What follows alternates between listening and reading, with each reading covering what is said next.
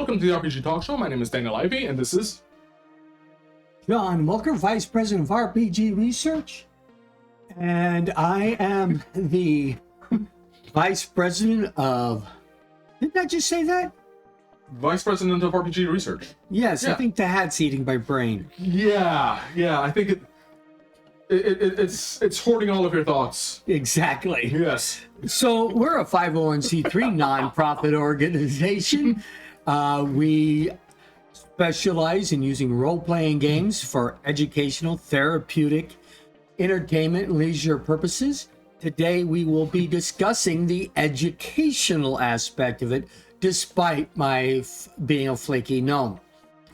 As you can see, I have a wonderful Christmas hat. I'm wearing the Christmas tie, and definitely want to wish everybody a happy Festivus, Merry Christmas, Happy Kwanzaa, Happy Hanukkah, Blessed Yule, Happy or whatever, Blessed Saturnalia. Have I missed anyone? Did you hit Christmas? I did say Christmas. That was Okay. the first one.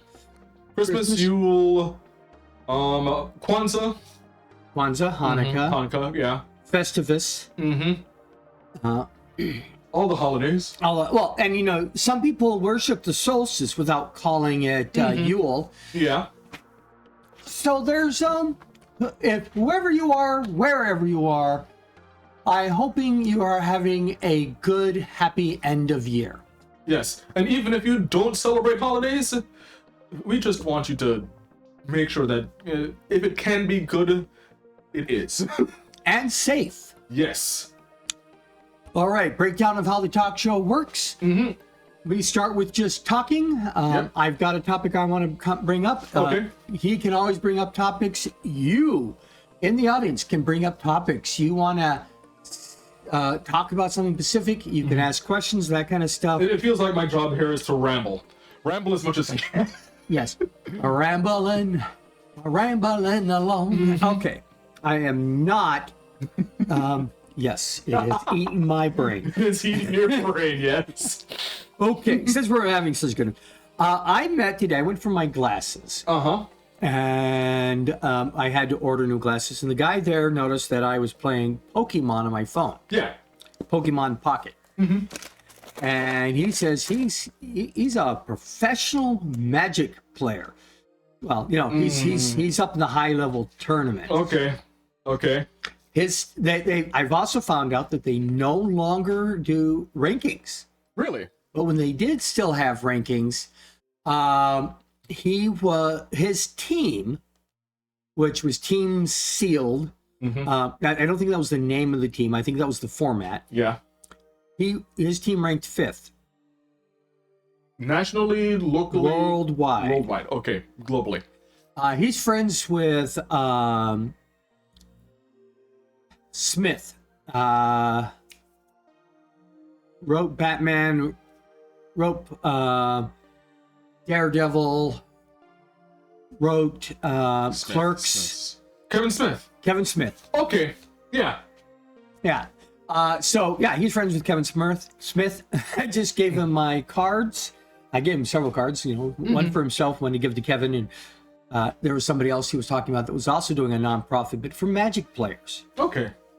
Now, I've seen Kevin Smith live when they were down in Orlando, promoting their one of their movies. Yeah. Well, he's interviewing. Sean is interviewing Kevin next week. Okay. And being a fool, I didn't tell him, oh, you should watch my talk show. I didn't say that, so... How are we supposed to grow if neither of us promote? Well, I outrank you, so you're supposed to promote. You haven't promoted me to promoting stuff yet. You are hereby promoted to promotions. I refuse a promotion. Volunteers. Can't beat them. All right, anyways. So, what does this have to do with RPG research? What does this have to do with role-playing games in general? Well, I mean, honestly, I can say that there is quite a bit of overlap between the Magic the Gathering community and role-playing games. As is, there is a lot of overlap between the fantasy community and role-playing games. Right. It has as much to do with Dungeons and Dragons as The Lord of the Rings. Yeah. Or any other setting you want to place and use Dungeons and Dragons rules for. Yeah. Speaking of which, there are official Dungeons and Dragons settings for it. We have a couple of the books. What's the first one you got there? I have that is shiny. Yeah, Mystic Odyssey of Theros. Yeah. The other one we have is the Strixhaven book. Yeah. So now this is mythical Greece. Theros is mythical Greece. This is Strixhaven, and Strixhaven is a Harry Potter-esque magic college. Yeah. And then we have Guildmaster's Guide to Ravnica, which I don't have. Ravnica. Yeah. I don't have a copy of that, but those are the three official books. And you can find them all on DM's Guild, where they will have all kinds of different, some side modules that aren't actually in there. But you'll also find something called Plane Shift. Yeah. Now, Plane Shift is these, I guess they're just PDFs, little files. Yeah. They're not available in book form, but they're free. Yeah. They cover many of the other planes that are used around. Zendikar, Innistrad, Kaladesh, Amnoket. And I think the main original setting, Dominaria or something like that. Dominaria is in there. Also, Ixalan. And they have, you'll find under that Dungeon Masters Guild link, the different modules that were written for them. Yeah. X marks the spot for Ixalarian. There should be others available. See, I haven't been a huge fan of like a lot of the Magic the Gathering campaign ones that they have. Like I understand that there is some crossover, but in terms of the worlds of Magic the Gathering, because I have played my fair share of Magic the Gathering, those weren't really the interesting campaign worlds that I was interested in. I'd like to see a book for Innistrad. Well, they do have Innistrad. I've seen that as a Plane Shift PDF. It's only 40 pages, so a short book. No separate modules, though there are plenty of hooks in the cards themselves. Yeah. I would love to see a campaign. I can run any of the Planewalker campaigns, but, and I have ran Strixhaven. Yeah. But I think it would be so much better with a game master who actually knows Magic and knows the world behind it and who these different people are. See, I think that, especially with how heroic player characters tend to be, one that isn't even listed there is a setting from Magic the Gathering that was all about, well, people are legends. There are so many legends here. Kawigama. Kawigama is also the Asian one, and just because of that... I know it can be tricky. Well, no, I'm not even going into the tricky stuff. I'm just saying that because it's Asian, and because it's so heroic, I want to play it. Yeah. And it's not available as a campaign world for Dungeons and Dragons at this time. But, that's okay. It doesn't have to be. You can make your own stuff up. I also would absolutely love to see them tackle the whole arcane synergy / spirits, the kamis from Kawigama into Dungeons and Dragons magic system. I think that would be interesting. It would be. If you like Humblewood, there is a Something Meadow. It's one of the latest sets for Magic. Yeah. Where you play the little animals. Yeah. Well, you can't play that because they don't have a system, but you can play Humblewood, which is D&D 5th edition. It's also available on D&D Beyond. Yeah. Interesting enough, you can find Humblewood, which is definitely completely different than 5th edition. Yeah. It is 5th edition, but it's the magic system and the fact that you play as animals is that much different. The 5th edition version of the Lord of the Rings is in D&D Beyond. Yeah. I've already discovered a problem with it.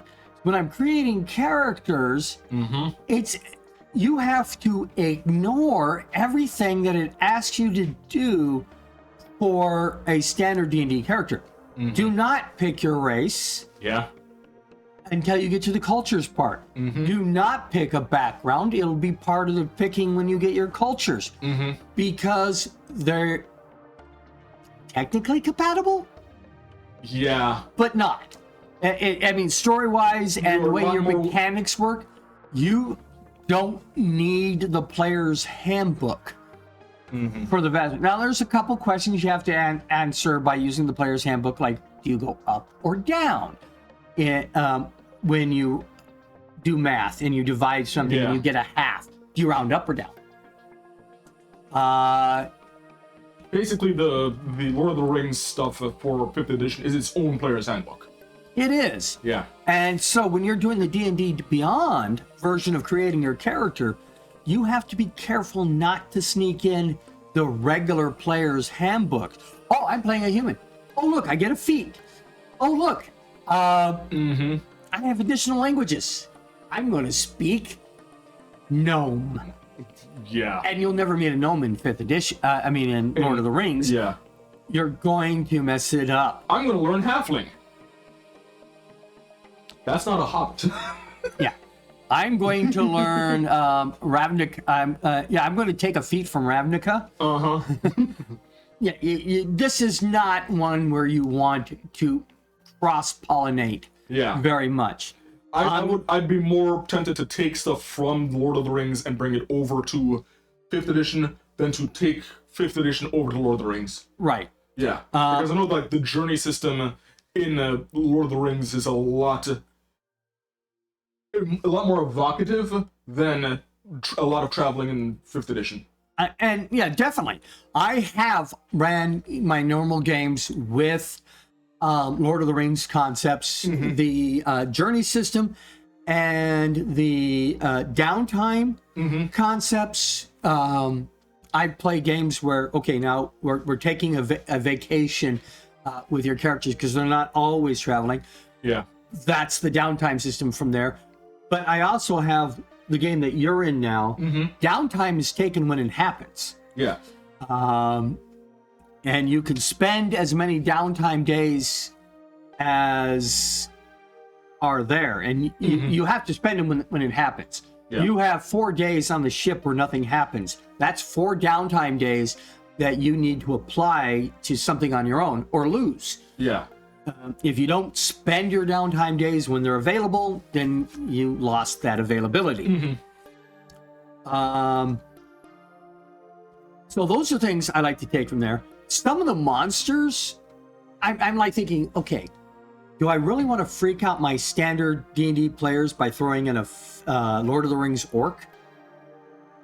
Or do I want to terrify by bringing in a Lord of the Rings giant spider who can talk to you? Don't bring in the giant spider. Introduce them to Drow and have them have a political thing where they have to disrupt a potential alliance. The Drow have been doing political negotiations with someone, and you don't know who that is, and you go in there to try and disrupt the negotiations and realize that the Drow have been talking to Shelob. Yeah, and the other giants.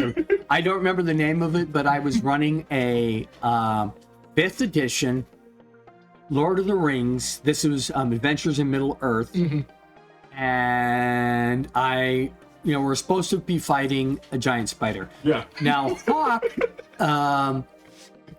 how we work this is that during our conventions, which is token moot, Yeah. we all of the game masters run the same module. Yeah. Just convert it to different systems. Yeah. So one person's going to be playing Adventures in Middle Earth. One's going to be playing the One Ring role-playing game. Another person is going to be playing MERP. All these different token games. And so they have different rules and different stuff. And I gave Hawk a list of like, here's a pile of appropriately CR'd giant spiders. Yeah. From all the different sources that there were for Adventures in Middle Earth. This is the one where I'll go ahead and I've heard this one. Yeah. This spider was the worst. Yeah. Not everything is appropriately, and this is something that if you've been playing 5th edition for a long time, are kind of aware of, that just because it has a CR doesn't mean that it's appropriately applicable for that level. Right. Yeah.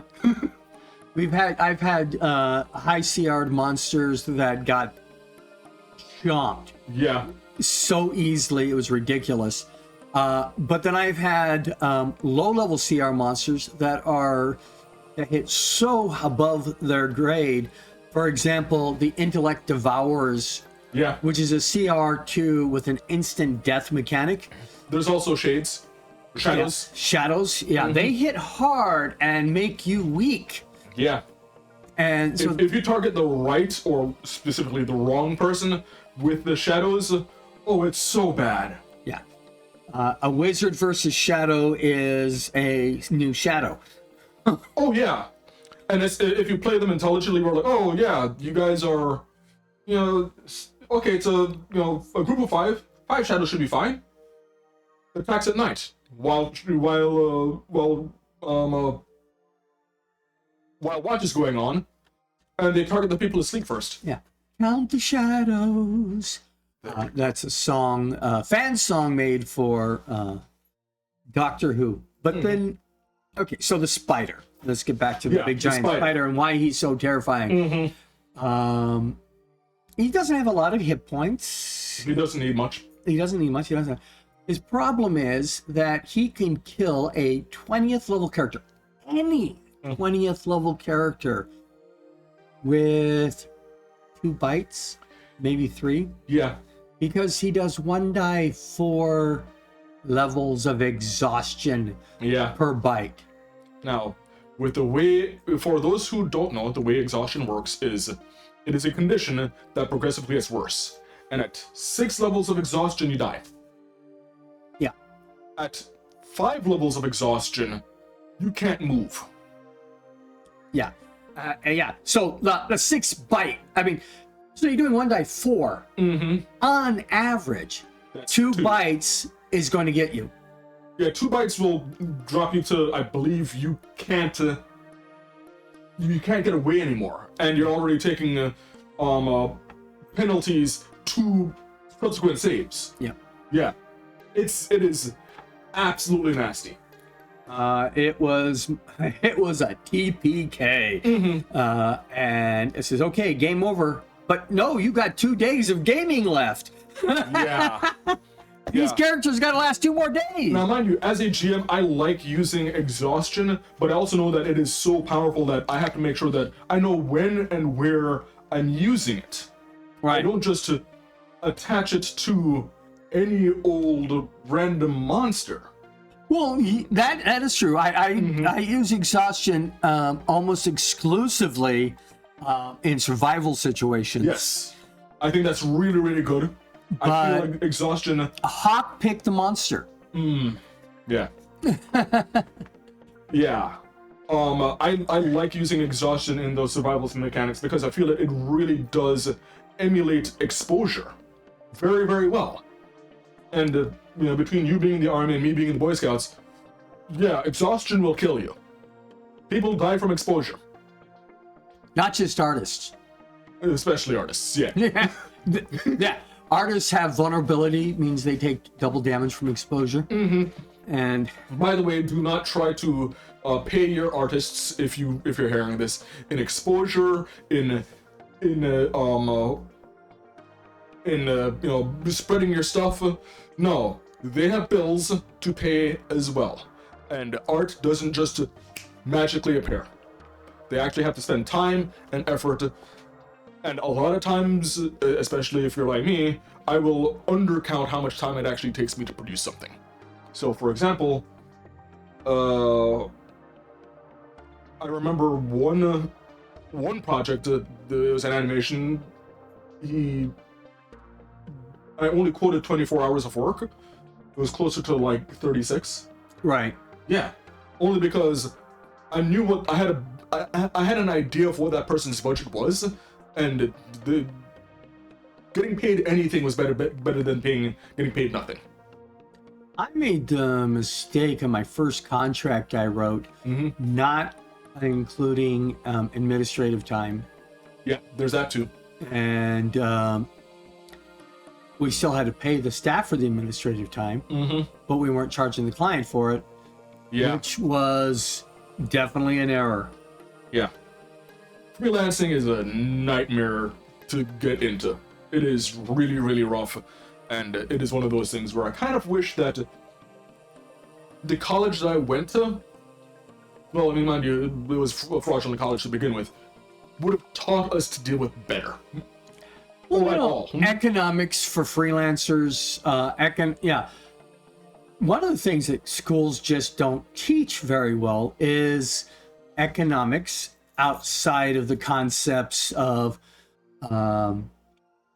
supply side economics and the golden rule: he who has the gold makes the rules. Yeah. But they don't teach people, at least they didn't in my day when I went to high school. You graduated in 1986. They didn't teach us about paying bills Yeah. or what bills you needed to pay to run a house. Yeah. Okay, I had to pay rent. Yeah, okay, I got that. What do you mean I have to pay for trash Yeah. and water and electricity? Yeah. Or, nothing. I didn't learn anything about investments until I was an adult and going into my second degree as a business, in business. That's my business classes is when I learned about investment concepts and those kind of things. Or if you're lucky enough, as I have been, to be at least for me, a fairly new homeowner, the fact that they set you up with a mortgage in the first year, and that's what you're paying, and generally like clockwork, it comes around that second year where no, this is the real amount that you're going to be paying, and it's normally a lot higher. That and the fact that you're paying for property taxes, regardless of whether or not the property is paid off. Yeah. I'm an exception to the rule because I'm old and disabled. Yeah. But these kind of things that they don't teach you. You go to art school, and they were teaching you about making art, but were they teaching you how the business of art? Some of because with my school, I learned some of the legal aspects of it. So, for example, I have a fair idea of the differences between, like, say, trademark and copyright, patents, and whatnot. But I mean, to be quite honest, the school that I went to is effectively being held liable by the Department of Education, and I'm not speaking highly of the Department of Education, but that's how bad my school was. Yeah. Now, one of the other things is, to bring it back to role-playing games, is an artist level thing. Yeah. You have role-playing, you have artists producing art for role-playing games. Yeah. Animations for commercials, for movies, games, etc. So there's all kinds of these other places where this ties into role-playing. There's not really a lot of education out there for game design. There are books on it now, but you're not going to get a degree in role-playing game design. No, Not yet. No. And I feel like a lot of, for example, and this is because I went to a garbage school. I don't know what to, for example, game philosophy entails. Right. Or even the concept of gamification, which is a business concept, not a educational concept.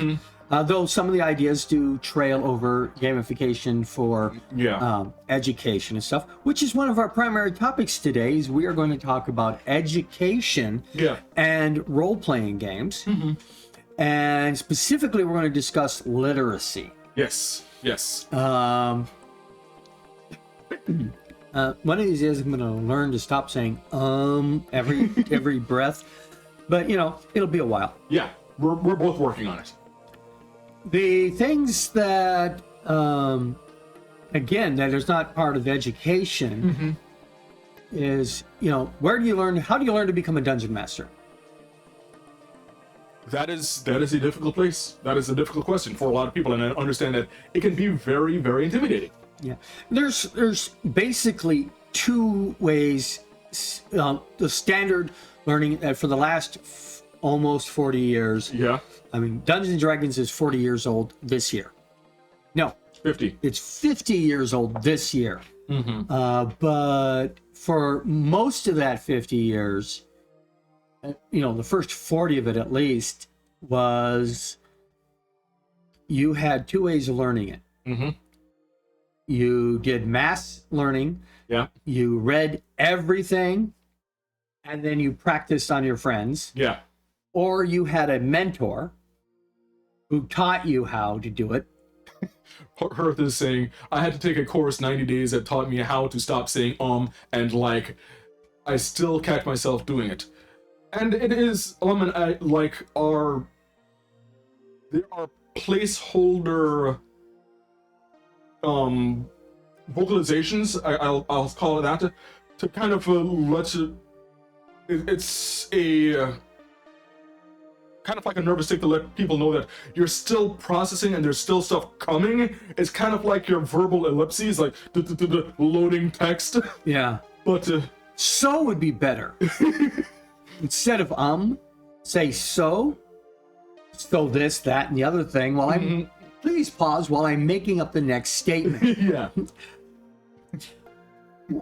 We teach people how to be game masters, how to be better game masters, and we don't just teach them this is a 10-sided dice. The 0 is actually a 10. Yeah. I mean, I've seen a lot of the community talk about stuff like that, but one of the things that I've appreciated with the RPG research is that we have gone over a lot of the philosophy behind, okay, this is why we're doing things a certain way. Yeah. So, for example, how do you deal with rules lawyers? Right. Which can be very, very contentious. We have a whole topic on that called player archetypes. Yeah. And player archetypes are people that are taught to pretend to be those kind of archetypes. I can pretend to be a rules lawyer. I can pretend to be a cheater. I can pretend to be a distracted player. Yes. But you can also learn educational philosophies. Yeah. Groupings. Everything should be done in groups of 3 or 7. It's called chunking, actually. Yeah. You can also learn things like the magic circle, the separation from the player and the character. And strategies that will work in, either increasing immersion or making sure that there is enough distance between you and your character. Right. Also... And not just you and your character, but the character that you're playing and the person who you are for other players, which is very important as a GM. How to deal with small group dynamics. Yeah. We teach how to make accommodations for different archetypes, Yeah. as well as different disabilities. And not all of them are going to be, bank breaking. We actually try to look for accommodations that are at times effectively free, but still very, very useful for people. Exactly. Yeah. Those are the kind of things we teach. And if you go to rpgresearch.com/jobs, you can volunteer. I just had to do a review on our workbook. Yeah. People are sometimes they get the workbook and they're not happy because they miss the part that it's a workbook, Yeah. even though it's in the title. The answers are not anywhere in this workbook. Yeah. You have to take the classes. I don't have any money to take classes. Then you have to go to YouTube and look them up. Yeah. YouTube.com/RPG research. Go to the lists. So I will admit it, because I have worked a bit on the YouTube side. I kind of wish that the classes that we had were better organized. Yeah, they need to be definitely better organized, but there And better is presented. a group of videos. I can't remember what you call a group of videos. Playlists. As There Brooke is, just mentioned. yeah, Yeah. there is a playlist, and if you go down far enough, you'll find training. And I'm not going to guarantee those things are in order. No, that's one of the reasons why I said I feel like it would be nice if we were presented in a more digestible way. Yeah, But and you can there's only so many people that we have. Well, we're going to resume training again. Yeah. And so you can volunteer at the /jobs and actually take classes with us, either here in person Or remoting in. or remoting in. Now, where here in person is going to be is up in the air because Yeah. we're closing the community center. That, and I know that I've been with the volunteers that we do have. We have been trying to nail down when can we actually schedule that training, because I'm going to be the one starting back up the training. Right. Yeah. And I can help you with that because I used to do the training, as you probably remember. I do. I do. The other thing is, when we do this training, we will be posting those videos again to YouTube, but hopefully we will have a separate playlist that says RPG training 4th edition. Yeah. Because it looks like, we have 1st edition out there, 2nd edition, 3 and 3.5 was in the making, and it just wasn't working out right, so we're just going, click, put us into 4th edition. Yeah. Not to be mistaken for Dungeons & Dragons 4th edition. No. Yeah, no. We don't want to be the training that never happened. No, I'd say, I've joked with Hawk that maybe we should just jump it straight to 5th edition. But, when it comes to that, the primary bottleneck with that has been, Hawk has been overwhelmed, and he hasn't been able to even work on that book all that much. That's because he's been trying to keep this place open. Yeah, he has been overwhelmed, and as much as it would benefit us to have that book done, I'm not going to rush him to do that, because It's got to be a quality product. it has to be a quality product, and I don't want that progress at the expense of his health or his sanity, or the physical, mental, emotional health of him or his family. Precisely. Yeah. So I'm just going to be patient with that. The other thing that we should note about that training is that training also covers how to use in the 2nd level. In the 1st level, we're just learning how to be better GMs. Yeah. But later on, we will have training that focuses on therapeutic aspects. We touch on all of these topics in our 1st year training. But future year trainings will focus more on therapeutic and educational. And you've all heard me as I start this thing up. We utilize role-playing games to achieve educational, therapeutic, entertainment, and leisure goals. Yeah. And today we're going to focus on one of the educational goals, Yeah. which is going to be literacy. Yeah.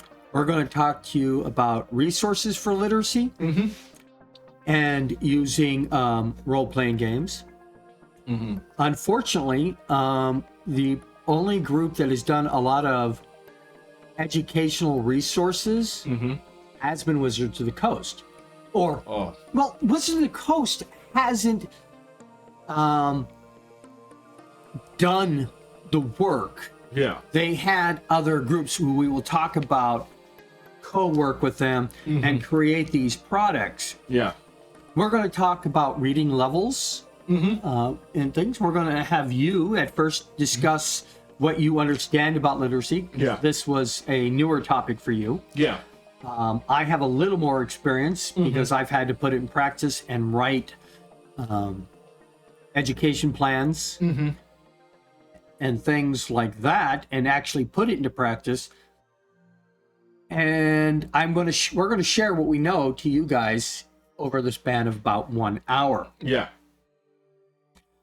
I don't want anybody to think that when I say, unfortunately, Wizards of the Coast is doing this, it's not that Wizards of the Coast is doing this and that's a bad thing. It's the fact that Wizards of the Coast is the only one doing this. Not only that, but I feel like they could be better stewards of it as well. We'll discuss that. Yeah. I would love to see some of the hard sciences being covered. And we're going to actually talk about a group that has nothing to do with Wizards of the Coast, utilizing role-playing games in general for educational purposes. And they're not just us. Oh, really? Yeah, we're not the only ones who do this. And we're also not one of those, we're not the type of group that says, oh, if it's not us, then don't go to them. Oh, heck no. No, we don't believe in zero-sum, profit. We don't believe that just because someone else succeeds, we fail. Yeah, zero-sum game. Zero-sum in game. order for me to win, you have to lose. No. That's not how we work at all. Knowledge floats all boats, that kind of concept. And not only that, but role-playing games are inherently collaborative. If we stop at the game and don't take the collaboration outside of our own, if we don't take the philosophy of collaboration is a good thing outside of just the games that we're playing, then are we really exercising what we're teaching? I would have to agree with you. Yeah. So, and if this is the type of topics you like, let us know. We will definitely go into, in the future, other aspects, how to teach science, STEM work, how to teach... Math is very, very easy with role-playing games. Yeah. Math, science, history. It's all started with a die 20. Oh, speaking of which, and this is going to be a little bit of a diversion, but we're in the just talking section. Yep. Yeah. About the whole, role-playing games are inherently about collaboration and, getting better through collaboration. I think that's a fairly, good argument as to why Elon Musk shouldn't be anywhere near role-playing games. No, see, there I'm going to have to disagree with you. He enforces monopolies. Correct. Monopolies are inherently non-collaborative. Correct. But, but, you remember, at least my philosophy, if not RPG research philosophy, is that everybody can have a chance to learn. And the worst people, or the best people, I'm not going to say which is which, because I'm going to avoid that political thing. Political, yeah. Some people need role-playing games so they can learn collaboration again. I would completely agree with that. And if certain people were learning it that way, I would be all for it.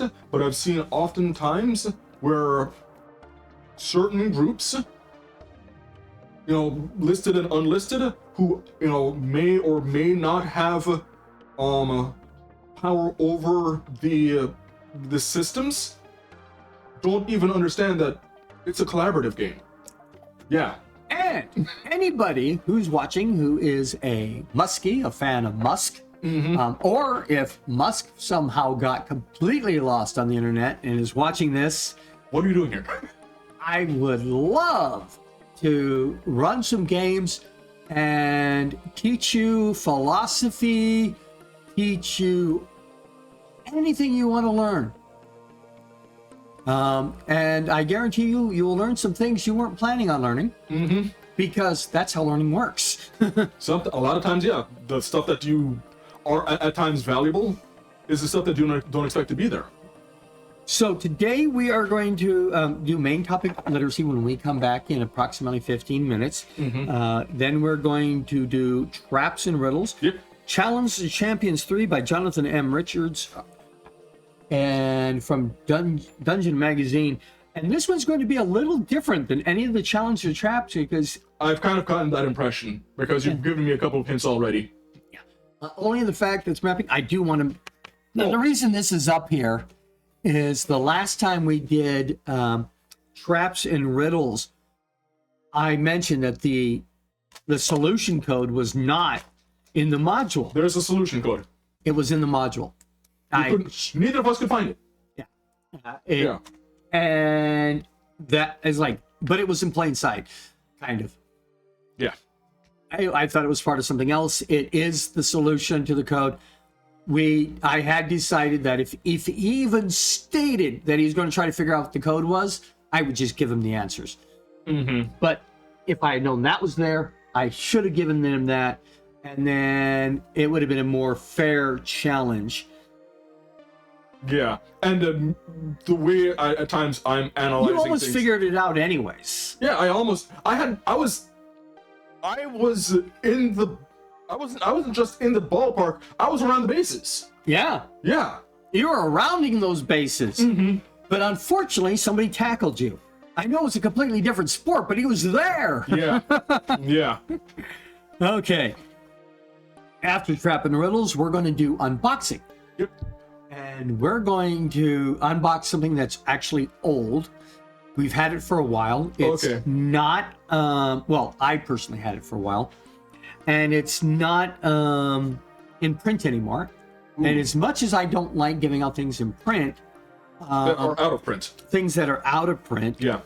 perhaps if people show enough interest, it'll come back in print. Maybe. Also, what it is designed for a war game, a board game type war game Okay. type thing without a standard board game. It just uses maps. It's kind of a war game, and it's called Axis and Allies Miniatures. Ah, yeah. And one of the things I like to use Axis and Allies Miniatures for is Twilight 2000. Yeah. Yeah. But we'll bring that back up. Although I feel like I've played enough Twilight 2000 where if I'm seeing miniatures coming out, I realize things have gone really, really bad. That's the first encounter. I know, and things start off really bad. Yeah. That's not invalidating my statement. Nope. I remember some horrible scenes in there where miniatures help, yes.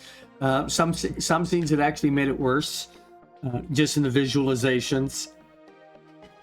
Crossing that bridge was a nightmare. I don't want to get into too much detail because we don't want to traumatize anybody else. So what we're going to do is we're going to go on a break just a few moments early. We will be back at 8 p.m. Pacific Standard Time. No, 7. It is 6:43 right now. Oh, yes. We're not going out. We are not going away for an hour and 15 minutes. Just 15 minutes. But I need my nap. Okay. Yeah. The dragon's eating my brain again. Yes. Okay. Yes. So 7 o'clock in approximately 15 and a half minutes, we will be right back and we will start our main topic, which is going to be literacy. Yeah, RPGs and literacy. See ya. See you in 15.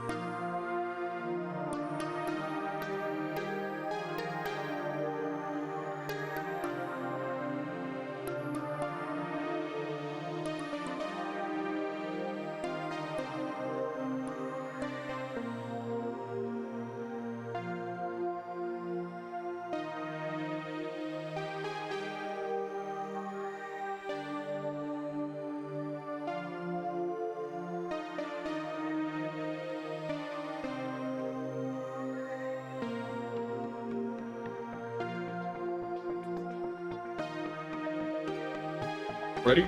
Ready, Freddy.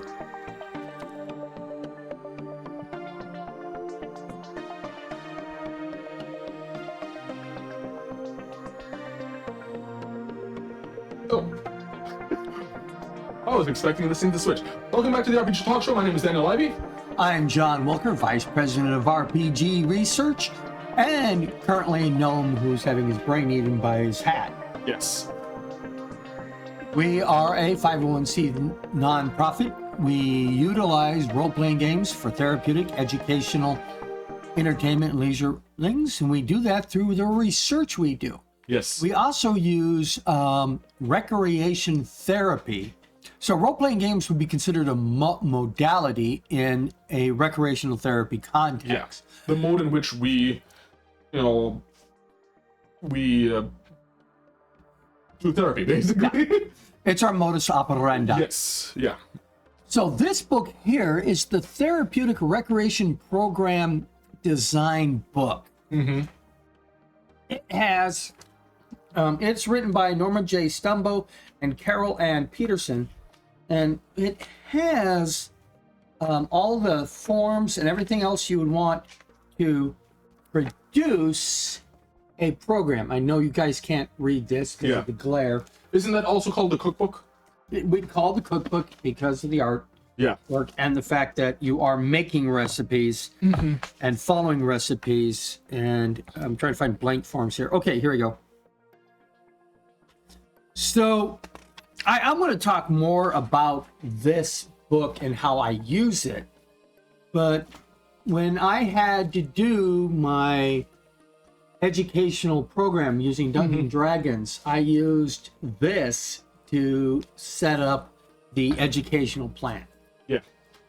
And I'll get into a little bit more detail about that if I have time at the end of going over what resources there are and what using role-playing games for literacy means and things like that. We will go into some of the specific things that I did to set up a literacy program. Yeah. Adventures in Teaching, Learning with TTRPGs. We here only use one T because tabletop's a single word. Has a Kickstarter out. And that Kickstarter is for a non-Dungeons and Dragons, just role-playing games in general, educational programming. And they want to teach math, science, history. They want to do like we're doing all that stuff. And they're going to have classes. So you can become a certified educator using their system and things like that. Okay. I will most likely do my darndest to get in on that program. Okay. I've ordered the book. And I did the physical copy.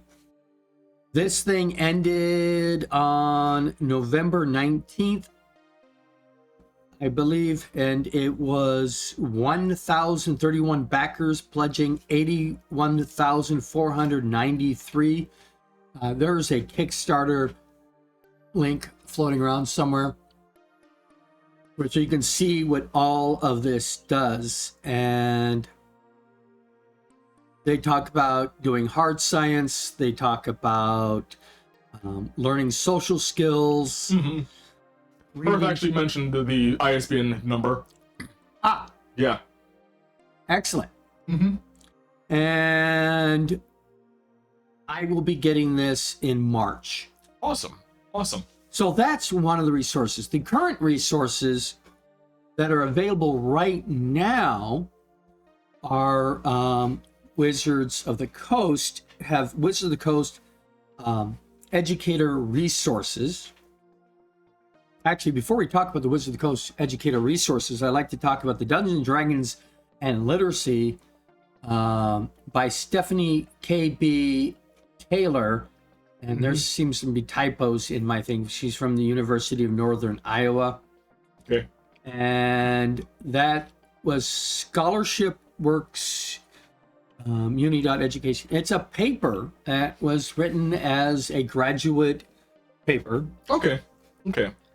So this is somebody who's working on their doctorate. Mm-hmm. And it talks about using Dungeons and Dragons to promote literacy. Okay. I put it up. It's there as a resource. It's going to discuss things like reading levels and other parts of Dungeons and Dragons' literacy. Mm-hmm.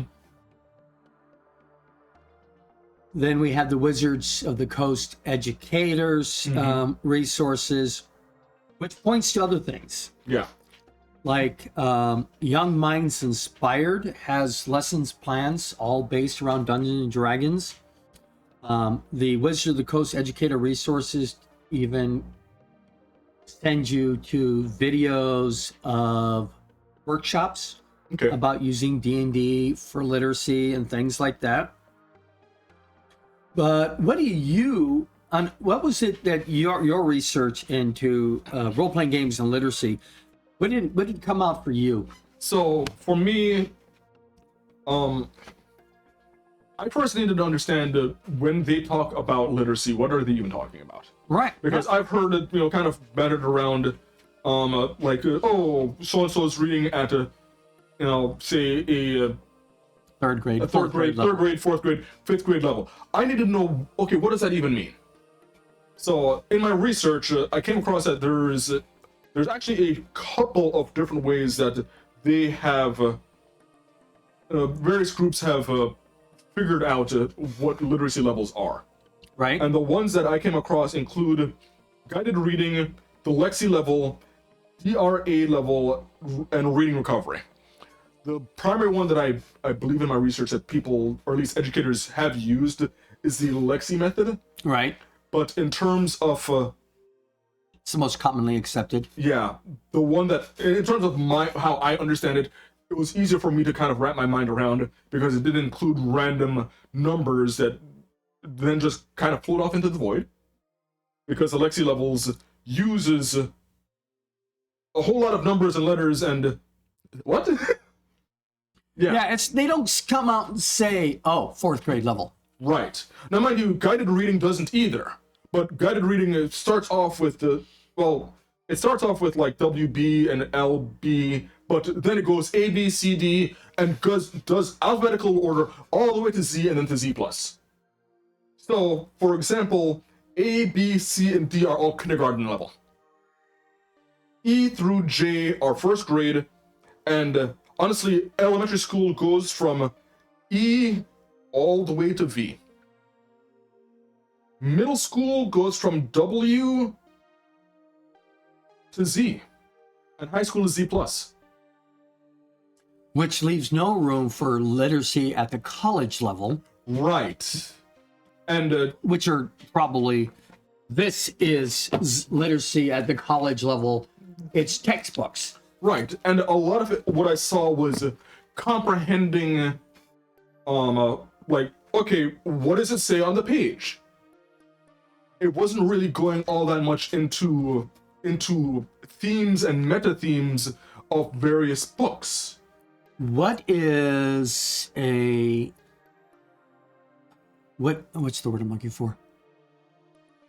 This is not part of, recall is not part of literacy. Literacy is reading the word and understanding what it meant. Yeah. But recall of the word that I'm trying to, functional literacy. Functional literacy. Yes. Yeah, it goes with functional literacy, which doesn't necessarily... What level is considered a functionally literate person? Is a fourth grader considered functionally literate? Let's see here. According to this,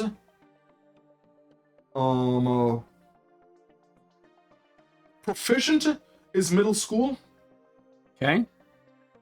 Is grade 7 and up. Fluent is grade 4 to grade 6. Yeah. So, functional literate person, 4th to 6th grade level. Yeah.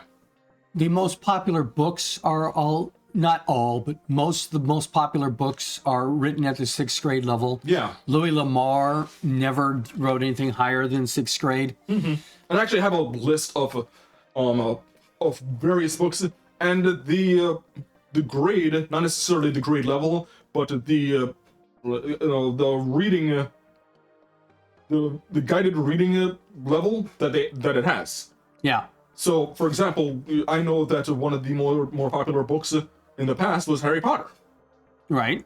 and Harry Potter starts at V and goes to Z. Deathly Hallows is considered Z. Not Z plus though. No, not Z plus. So middle school. It's all middle school at the highest. Z is middle school. There are a couple of books that I know that I've read. I've liked reading.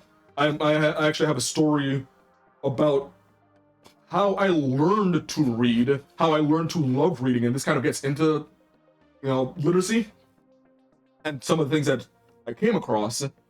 That some of the books that I've enjoyed reading are Z plus, and some of them I've actually subjected others to read.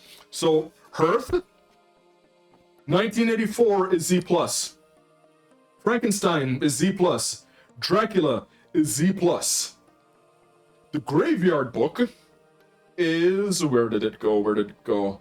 It's not Z plus. The Graveyard Book is X. Yeah. So we're looking. So yes, you can read Z plus. It is. I feel like Z plus has a lot of those concepts where you kind of do have to sit down and like, well, what did they mean by that? Also, literacy is more than I recognize that supercalifragilisticexpialidocious is quite an atrocious word. Yes. And I can read that, but it's putting into context, understanding it, comprehension. There's coding and comprehension. Yeah. Coding is I know what the word cat means. Yeah. And comprehension's using it in a sentence. Yeah. And for me, I'm looking for, not just comprehension, but critical thinking afterwards. Right. So someone could, for example, look at Animal Farm, which is, I think, a Z level. Yeah, Animal Farm is Z. And if you're looking at it as like, oh, this is a very, very dark book about animals on a farm, that doesn't get into the critical thinking of like, no, that's Russian history. Yeah. That's Russian history there. It is a critique of capitalism and communism and everything. And the Bolsheviks. And the Bolshevik Revolution. It is a lot more than just animals on a farm. And once you realize that, then just the title is now double entendre. Yeah. It has more than one meaning. It's an animal farm. So what's this have to do with role-playing games? Yes. I mean, let's start off with what level of reading would a role-playing book be? I tried looking that up and I couldn't find it. Now, I know that, and this is going to get into, my story of how I even learned to love reading. Because as a kid, quite simply, I didn't enjoy the books that I was being told that I had to read. Because they were god-awful boring. I did not like most of Shakespeare. Because I'm sorry.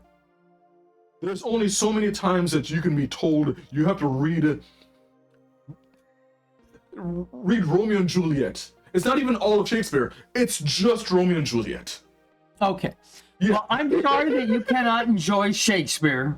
No. I liked it. It took me a while to learn to enjoy some Shakespeare. I like Hamlet. I like the Scottish play. Okay?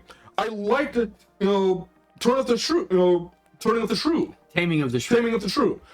I get it confused with Turning of the Screw, which is a book that I learned to love in high school as well, which, oh god, that's a dark story. Yeah, some of the concepts that we learn in school are a little harder than simply Right. understand. I mean, Watership Down is Dark. it's extremely dark. Yeah. It is traumatic. and it's got a much bigger message than what's written on the surface. Right. Now, I had to find a way that outside of what I was being prescribed to read, I actually had to find things that I enjoyed reading. And What do we call that motivation? intrinsic Motivation, where And you're doing it because you want to, not because somebody's beating you with this stick, or in his case, a ruler. no, that was only first and second grade, and they weren't forcing me to read anything. Oh, okay. Yeah. Bit of trauma there, but yes, I am damaged. But I had to learn, and honestly, it's not just me. I have my mother has a similar story as me, where I learned to read by engaging in literature that was being shunned. Right. I learned to read and learned to love reading from reading comic books. I learned to love reading from role-playing games. It was like, oh, I like this game, and I started just consuming the player's handbook. And when that was done, I started consuming the monsters manual. And when I was done with that, I started consuming the Dungeon Master's Guide, and that was second edition. And then I started learning, oh, I can do this with math. I started doing so much more with math because of role-playing games, because I wasn't trying to necessarily, mess with the system. But I thought this can do this, and this can do this, and all of these things started engaging the creative juices in my mind, as opposed to, I need to memorize Pythagorean theorem. Well, yeah. It's useless. But in Dungeons and Dragons, if the dungeon master is evil like me and will say, well, the tower is 20 feet away from you and the person's 30 feet away from you, does your 30 feet up and you're 20, do you have him in crossbow range? See, I can tell you, for me, that still won't be enough for me to engage. I can tell you, though, when I started using some of the more advanced math, for example, SOHCAHTOA. Right. Okay, that was when I was when I used to do work as an animator. I realized, oh, I need this thing to to animate in a circle. Okay, it's going to be consistent, but I want to set it up so that I'm not setting keyframes for every point in the circle. Right. And having to do that repetitively for, say, 15 minutes. No, I can go into, with this After Effects, and type up a program, or I do have some background in programming. I did a bit of a script, pulled in the equation for doing a sine wave. Right. And set up where I could keyframe the variables on that sine wave, and now I can modify that circle. And I basically tied that to the timestamp of the animation, and I can scrub it, and it's going to run around in a circle. That engaged me in math more than okay, I've got to figure out what's the angle of I don't care. I'm sorry. Well, when you're figuring out that angle, it's not necessarily figuring out the angle, but whether or not you, I force people to do the Pythagorean, because sometimes they just says, oh, I shoot the guy in the tower. He's only 30 feet away. Mm-hmm. Yeah, but he's also 60 feet up. Uh-huh. Yeah. It says, so is he 60 feet away or is he 30 feet away? So, neither. And I'll tell you exactly why I'm not going to engage with that all that much.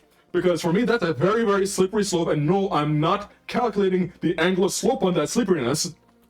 So like, oh, it is, that diagonal, and are we accounting for curvature of the Earth and prevailing wind speed? Hey, I've got math nerds in some of my groups that will just, they jump at it when I make a joke about the fluid dynamics of a fireball. Uh-huh. And they pull out, oh, I've got a program for that. Uh-huh. To calculate the fluid dynamics of a fireball, so I know exactly how many squares it fills out. But are they calculating based off of what bat is used in, what bat produces the guano for the fireball. We don't get that technical. And Really? Because I can guarantee you that the dietary needs of a vampire bat is different from a fruit bat. all that matters is that they burn. And it's magic. See, getting into biology, that's where you're going to get into my jam. Okay, well, that's where my other books that come in handy that the players love to read that aren't necessarily role-playing books, Yeah. like my geologist handbook and the herbologist handbook, and now the mycologist handbook for the mushrooms and stuff. And because we can get into those details and discover that, oh, this item would be better as a material component because I did research on real world biology. Yeah.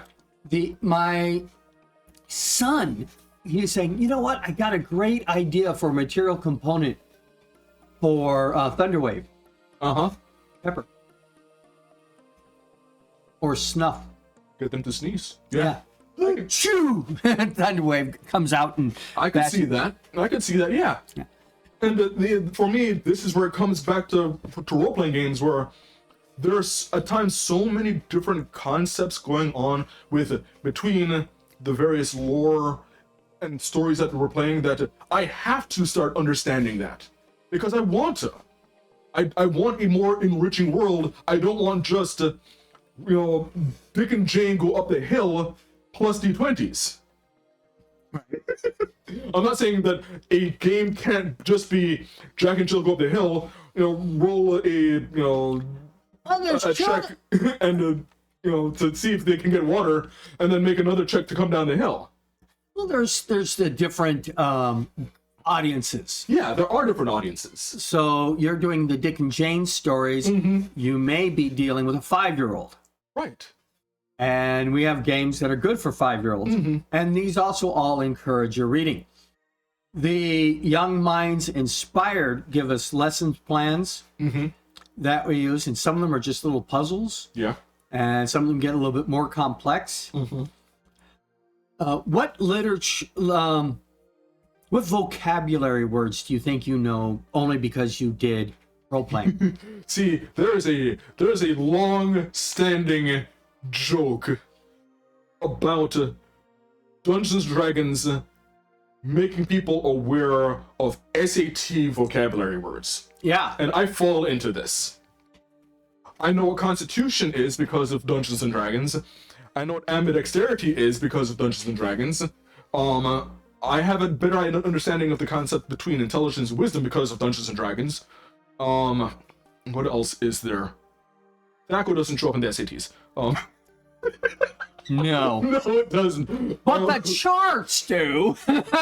Honestly, so many different monsters. And not just like dragons, but like, what is the concept of a nymph? Or a nixie? Or a pixie? And what cultures Yes. encompasses. We're running right now. We're definitely doing a lot of Aztec culture that people are learning in my Saturday group. Yeah. Because that's the topic that's at hand. And since we're doing something that's based on real world concepts, people are learning real world facts and mythology. By the way, how do you pronounce boulet? It's not bullet. It's boulet. Yeah, it's boulet. Yeah. It's a French word. and it's based off of a real life mythological monster. Same thing with the Tarrasque. Gargoyle Yeah. was a word that I learned because of Dungeons and Dragons. And I had other people, like I was in a Catholic church in Spokane. I'm looking around and says, there's no gargoyles. Yeah. And the guy was like, member of the Society of Creative Actinism. He's like, what's gargoyles? Oh, they're the little protectors that are up on the building and they hang over the sides. Oh, we don't believe in those things. You don't believe in architecture? Yeah.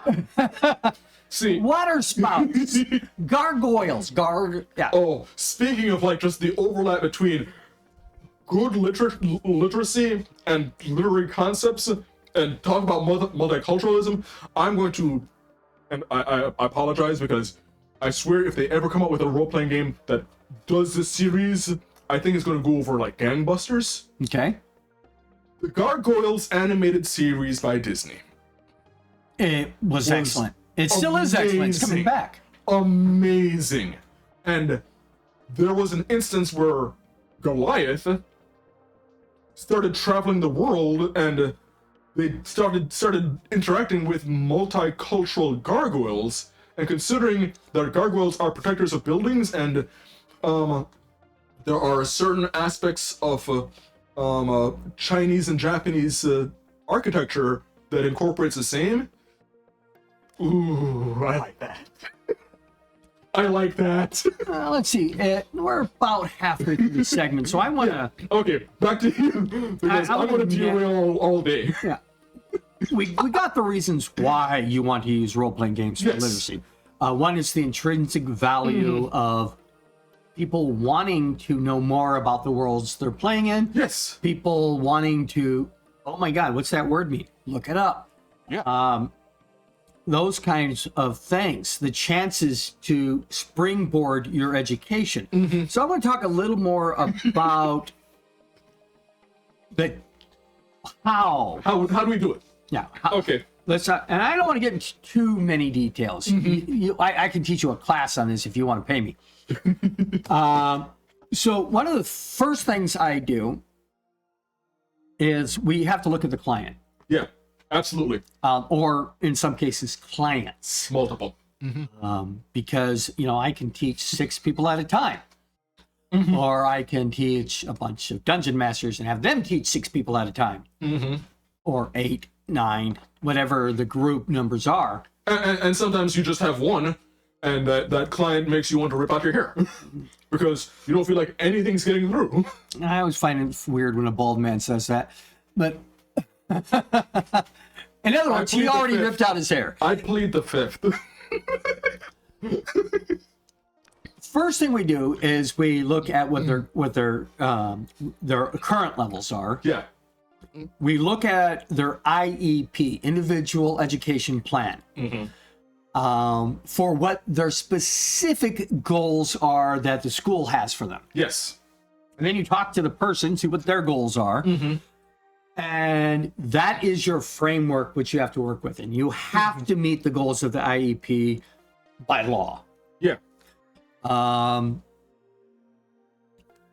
Unless, of course, you're not dealing with an IEP, then you don't have to worry about it. But the people I tend to work with have IEPs. Yeah. Then you look for lesson plans. There is the lesson plans that are provided by Young Minds Inspired that can be definitely adapted. And we use the therapeutic programming book here. So I took the lesson plans to get the Common Core goals Yeah. and their coding for the, because each Common Core goal comes. And then I use the therapeutic design book to identify our TOs, terminal objectives, our EOs, or What are EOs? EOs are enabling objectives. Okay. So I have your you have an objective. You learn these vocabulary words. My EOs are my enabling objectives of how we're going to get there to reach that particular increase vocabulary by 20 words. How are we going to do that? This EO tells us we're going to do it that way. That EO tells us how we're going to do it that way. And we go through and we have all kinds of sheets here that we use. We have, and I'm going backwards in this, but this is well, let's see if I can get to the front. Now, I remember because I was helping you with that client. When we were trying to expand, for example, the vocabulary, we had a couple of different methods that we were using in the role-playing game to do that. Right. One was, of course, introducing new words. Yeah. So you have to put together, at least when you're using the therapeutic recreation methods, you put down, you design the program itself, and you take that program purpose to present basic literacy. Yeah. Short sentence here. Program objectives, TPO, which is the terminal objectives, terminal program objectives. Mm-hmm. Then you write there to demonstrate knowledge, EO to demonstrate knowledge. So you have your things. Then you have your implement descriptions, which is your population, note on program length and duration, program context, staff, the facility, the equipment. Mm-hmm. You fill out all these forms and you make out these charts where you have your enabling objective, and then the performance measures. Mm-hmm. Terminal program objective 1, to demonstrate knowledge of the concept of relaxation. Enabling objection, to determine knowledge of the potential benefit of using relaxation techniques. Performance measure 1, upon request, the client will state verbally or in writing one of the following potential benefits for using relaxation techniques, A, B, and C. Mm-hmm. So you fill all this out and you break it all down in your plans. Yeah. Which is much further than I'm going to introduce new words. Mm-hmm. Then you will have your list of words. Then you'll explain how you're going to grade this by testing it. Player uses words in context. Yeah. Player defines word on request. Mm-hmm. And things like that. And then after I've got this plan, I have to implement that plan using a role-playing game. And one of the ways I do this is introducing new words. I have them given a letter that they're going to have to read. I have speeches where I'll introduce vocabulary in the thing. And I have to plan this out with all the PCs, interactions, and all the props. Yeah, and you incorporate the words into the plot. Yeah, and they have to be integrated into the plot if I'm just trying to interface vocabulary. Another technique is to supplement this is you have character journals. Yeah. And you challenge them to say, I need you to do things, and you need to use these 3 words that we discussed or utilized in the game. Mm-hmm. For example, you met a gargoyle. You have to now, in your letter to the professorship, or your letter to the newspaper, or whoever you're writing, or in your personal journal, tell me what a gargoyle is. And why. And what happened. Give me a report on gargoyles. And you don't want to make it give me a report unless you are making a report to a military head, to a college, or a newspaper. Then you want to do a report. Yeah. So if for example you had a character being run by one of the clients that is more of a military person, like, okay, well, we're going to introduce the concept of gargoyles. That's going to be a vocabulary word. Put gargoyles in the area. Don't say I want to report on the gargoyles. I want to report on the defenses of that area. I want a situation report, and these are the elements that you must include. Yeah. And it's a whole lesson on how to write a proper sit report, but they will learn what the kind of details they need to write. How many uniforms. I mean, you need to know their size, uniform, equipment, time. There's a whole list that I used to have memorized. So this is one of the things that I was getting at in terms of Herb mentioned that his disability is that he basically doesn't have the proper sense of tact and timing. Read the room isn't a strong suit of his. unless it's trauma. Now, analyzing a situation is a different type of, I guess, closer to critical thinking than, you know. Well, that goes under empathy. Yeah, that's reading body language. And those are kind of things we can teach. It's not exactly the literacy we're discussing right now, but reading literacy is the written language as well as vocabulary for the spoken language. Yes. And if you went to that website where hopefully that got labeled up there, the Young Minds Inspired, they will talk about the Common Core goals. Yeah, I believe I saw that link. And then there was a breakdown of the enabling goals to see how well you've accomplished these different goals.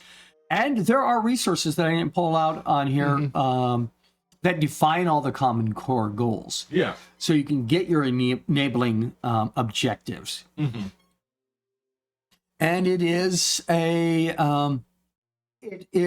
longer process than just have a person read, but it sticks better in my opinion. One is because it's intrinsic motivation to learn these words and to increase your reading. That, and it's one of the major things that we find is that you learn better when it's attached to a narrative.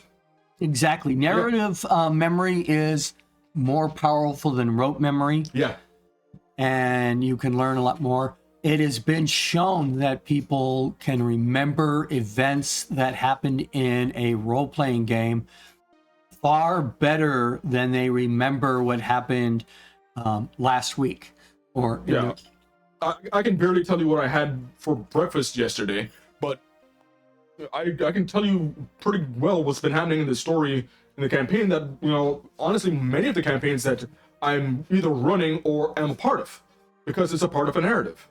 Right. So if, reading, a lot of reading has a narrative to it, but if and this is one of the issues that I've had with a lot of schooling, if you don't care about the narrative, then it's not going to stick. But, that's one of the things that we like about role-playing games is there's a lot of intrinsic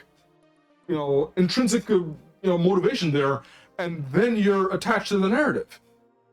One of the things that I like to add on in more advanced literacy teachings is when we get done with catching vocabulary as spoken, writing the vocabulary, learning to read the vocabulary through, like I'll hand you a prop newspaper and you need to pick out the vocabulary words out of it and define them, those kind of things. But is when we get into the writing part. Yeah.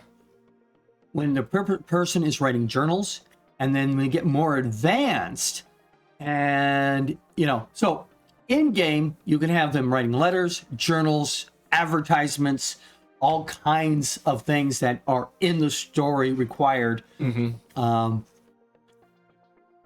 bring out some more writing skills. But then I can go and say, we've been doing this for a while. Yeah. I want you to write me a short module. And then you get into formatting. Yeah. You get into story structure and options and things like that. And they want to write this story. Yeah. And they're willing to work harder on that. And I believe in the Army method of teaching. Okay, I know that you've told me, but go ahead and remind for the audience, what is the Army method of teaching? See one. Yep. Do one. Teach one. So you can watch a game. Yeah. You can see how it's done. You can participate in the game and play. But one of the other ways to look at it is C1, I'm a player. Yeah. Do one, I'm a dungeon master. Teach one, I'm going to teach somebody else to be a dungeon master, or I teach somebody else to be a player. Well, that's kind of done. I feel like, with that, there's layering of it where I can see the game, I can play the game, and now I'm a dungeon master, I understand the game better. I can teach the game. I can teach the game, but that doesn't necessarily mean that you're a better GM. So, being a player, I'm seeing the dungeon master do it. I'm the dungeon master now, I'm doing it, and I'm teaching someone to be a dungeon master, now you're being a better dungeon master. Right. Yeah. I don't think in most skills, you can't declare yourself as reaching mastery until you're teaching it. Yeah. Because that's, in my experience, that's when you really start to understand it. Yeah. Is when you're teaching it and you're answering questions that you may not have thought of. An idea that feels self-generated will be latched onto more readily than being told what to think or feel. Yep. That's exactly right. Then you own it. It's yours. For good or bad, it's yours now. It's, these are my ideas, and these ideas are precious to me, and now I know better how to communicate these ideas and to understand the ideas that other people are trying to communicate with me, as well as learning all these other side benefits that aren't even on the lesson plans. Yeah. Like, I want to mention, because I've been in a position many times where I've had to teach people something. And for me, I don't want to toot my own horn, but I've been told that I'm a good teacher. Okay. And I recognize that there's a difference between, in teaching, I'm telling you what to do and you're not going to question. And I've seen many people try to say that that's teaching. And that's instructing. That's instructing. For me, and the whole point of like being able to know it better, if I'm having a student who's at least pushing back, where I have to understand the concepts to get them to understand, yeah, that is a completely different level of understanding than just, okay, I'm understanding to do it. There's a different level of of course, I don't need you to toot that horn either. Just I'm not big on me getting a big ego. No. Besides, he's not into brass bands.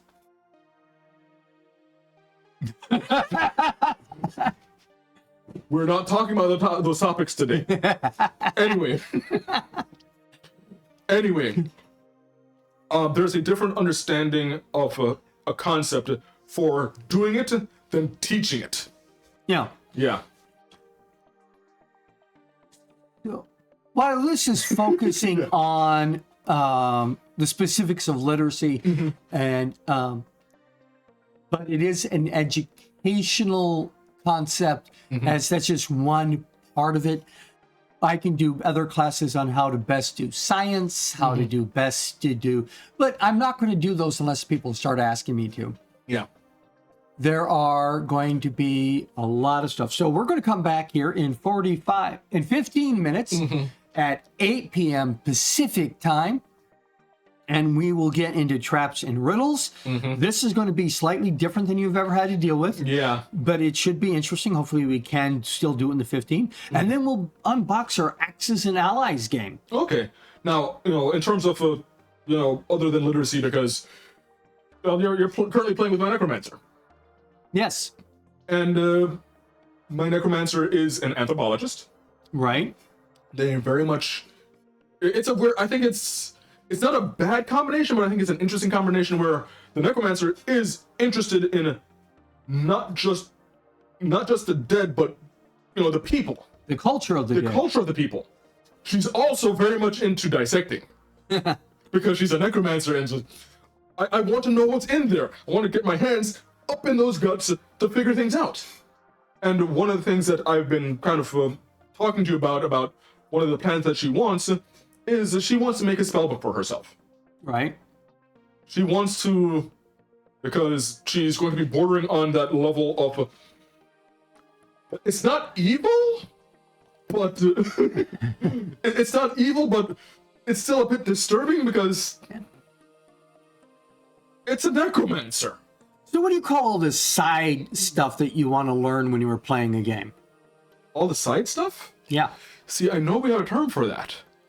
I can't remember it. It's ancillary. And that's what the A is for ancillary. There's a word for the D. Can you say ancillary? Can you spell ancillary? You see, I may actually be able to do that, but I can't remember the. Right. Like, well, I was doing research today, like, and I right off the bat was able to properly spell Machiavelli. Well, that's good. I could probably off the bat spell a medulla oblongata. Okay, so you can spell, but Yeah. do you know what they mean? Yes, All right. I do. And this is one of the great things about the role-playing games Yeah. is the ancillary interest is that it spikes, whether Yes, that's absolutely. doing art, painting, or understanding architecture Or history. and how boats work. Our current campaign, we're learning anthropology, we're learning archaeology, we're learning ships, how they function, and how navigation, all these other little side parts that just to tell this one story. We're also learning de-escalation for hostile and interested parties as well. Yes. We have one character who's like, they put the terror in terrapin. Like, okay, let's de-escalate the terrapin. Yeah, this is the master class in classes. Yes. But we really need to take our break or we won't Yes. get one. See you in 12 minutes. See you in 12 minutes.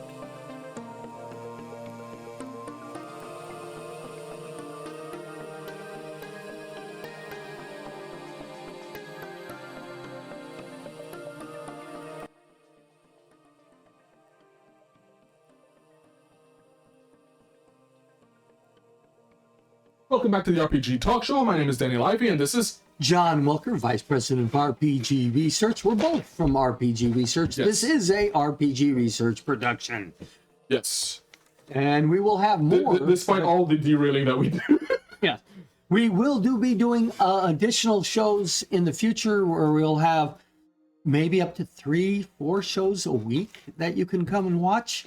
But this is our primary, this is our home base, this is the RPG Talk Show. Yes. We're now doing Traps and Riddle section, which right now is based on Challenge of Champions 3 by Jonathan M. Richards, artwork by Fred Rawls, cartography by Diesel. Dungeon Magazine, May and June of 2000, issue number 80, volume 14, number 2. And we are now on the 8th. So after this, there's only going to be 2 more of this Challenge of Champions. Then we're going to move on to another Challenge of Champions. But that other Challenge of Champions is going to be 3rd edition. I have fond memories of 3rd edition. I do not believe there's a Challenge in Champions 5th edition yet. Is there a Challenge of Champions for 4th edition? There might be. Yes, I'll make you do it. We'll see. I'm not sure how far Challenge of Champions goes. I don't remember it. You can Google it if you want. But today's, we're doing number 8. Yep. The scenario is called DIM, D-I-M. Yep. You have your 4 characters there in front of you. Yep, I do. The rules of the game is that he can only use the materials that are provided to him. The map that you are looking at there is actually in 4 sections. Hopefully you can tell that. At the bottom of the screen, you will see that there is a piece of a different module, and there's that code stuff there, which I just now figured out today that was the codes he needed for his module number 6. Scenario number 6. All right. So he has 4 characters that he's running. Yeah. And we basically say if there's a dice roll, he succeeds. But we also say that he cannot use any equipment, magic items, or magic spells that aren't provided for him. If we wanted to pick a lock, we will hand him lock picks. All right. Here goes the story. You climb the flight of the stairs and pass through a trap door into a small 10 by 10 room with a single door in one wall. There are met by 3 guild wizards and a friendly guild priest who introduce themselves as Father Quispin. "I'd like a volunteer," says Quispin, barely containing a smile. Okay. Choose one of your characters to be the volunteer. I'm going to choose Geraldine. Geraldine is half-elf paladin. All right, Geraldine, the half-elf paladin. All right. You step forward, and Father Quispin drops a magical item in your hand. Okay. This is a gem of brilliance, he explains. Its higher functions have been used up, but it still serves as a useful light source. Now then, I'd like each of you to take a card. Now, you'll have a pile of cards there that was under the dragon. Yeah. And each of the characters has one of those. So why don't you just hand me everything but the volunteer? Oh, then, so hand me Geraldine. Here's Geraldine. Geraldine gets that card. All the other people here. Now, this is randomly determined. I had no idea which one he was going to pick, but that's the map he's going to have. So Geraldine has Map of Brilliance.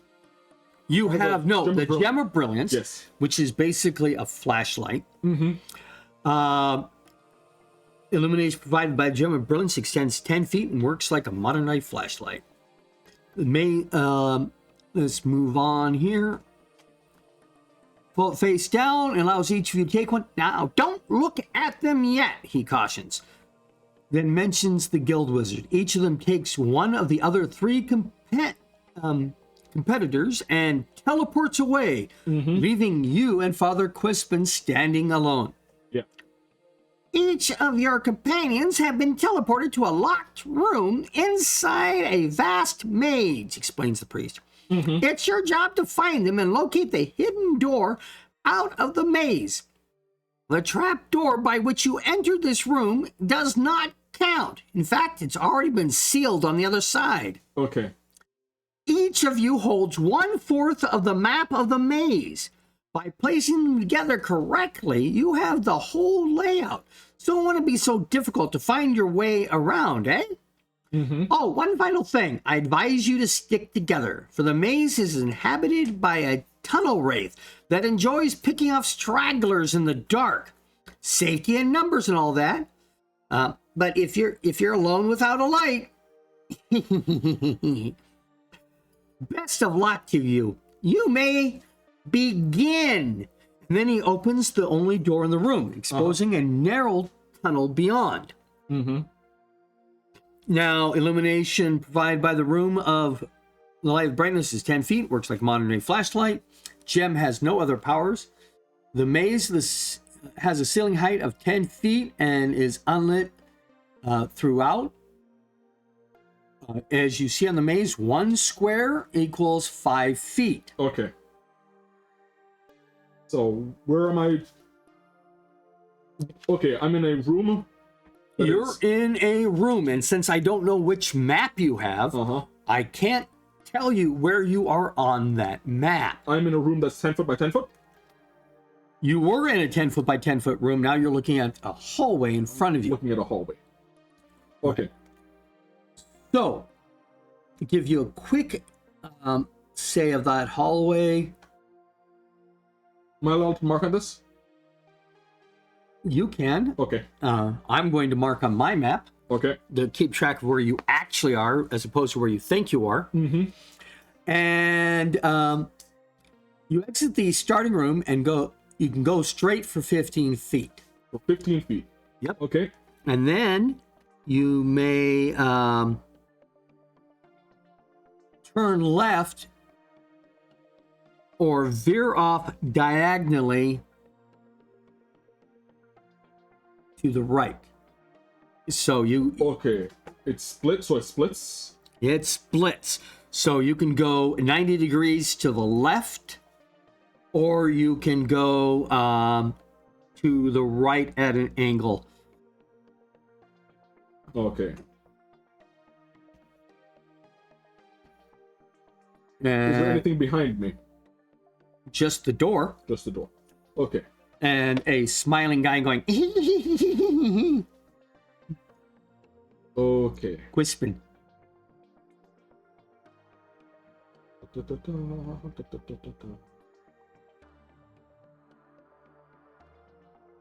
Okay, I'm gonna try and go left. Left.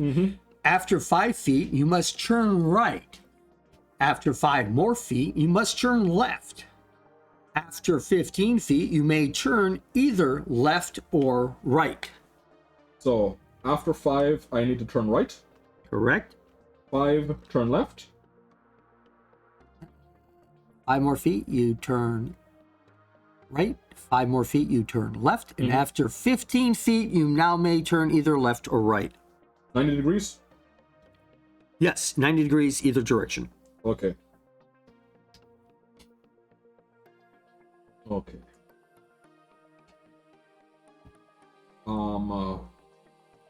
Okay, that is not where I don't think I'm on my map.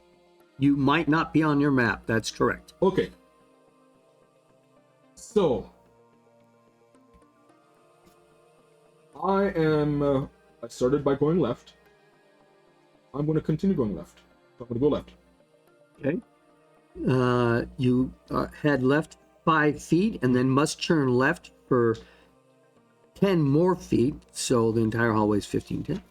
And then you must go right 5 feet, which now you can turn right or go left.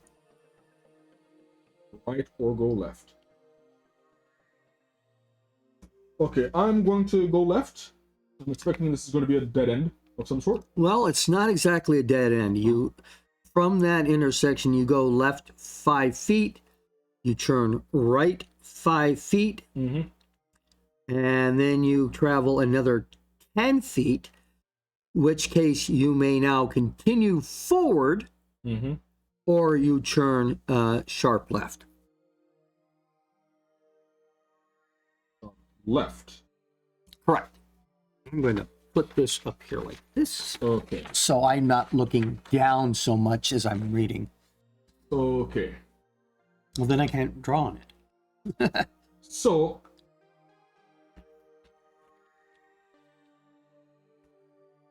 you said that one 10 feet, and I'm gonna go left again. Okay.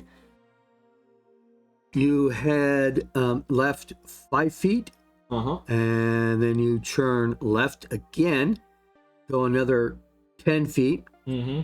so total of 15 feet in that hallway there. And you turn right, go 5 feet right, then 10 more feet straight ahead, turn left, and you go 10 feet, and you can either go forward, or you can go right. Mm-hmm. I'm gonna go back to that intersection and rewalk it again. That was, I made a left, I went 10 feet, right? Where do you? How far back are you going? Back to the original intersection. Okay, where you first came out of your entrance and turned. Yeah. Okay, so starting at the door, you came no, down. not that door. That last intersection that I was at. Last intersection you Yeah. were at, and had to make a decision. Yeah. Okay, you could have gone straight or left. Yeah, and I went left. Okay, you went left. You went from the square where you could go straight or left. Yeah. You went 5 feet, Uh-huh. turned to your left again, Mm-hmm. went 10 feet, turned right, Mm-hmm. went 5 feet, then you turned right again, you went 10 feet, and then you turned left Mm-hmm. and went 10 feet. Now you can either go straight, where you'll have to make decisions. You got a 10 foot of lights, so you see that it does open up into multiple directions that way, or you can go to the right. Or I can go to the right. Okay. Based off of the mapping that I have, I am trying to see, were any of these, other than the one that near the beginning, anything other than a 90 degree? No, so far you've all been 90 degrees. Okay. Even the one that was at the first intersection that I went by? The very first intersection you came out from the door, you went off at it. You could have gone to a diagonal to the right, Uh-huh. or you could have taken a 90 degree to the left, and you chose left. Correct. After that, all angles have been 90 degrees. Okay. And So, I have not come across any doors yet. none. You can go straight, which will give you another set of choices. You go 5 feet straight forward, Uh-huh. you will be given multiple directions. But if you go to your right, you don't see where there's multiple directions. You can only see 10 feet ahead, or you can only see 10 feet. So you can see one square ahead of you, basically. Uh-huh. Okay. So I'm actually at the edge of my page. So I am going to go straight. All right. You move forward 5 feet. Now you can go straight again. Yeah. In which case you'll be presented with a straight versus left turn, or you can take a diagonal to the left. Diagonal? Okay, is it diagonal from my perspective, is it diagonal and forward or diagonal and backwards?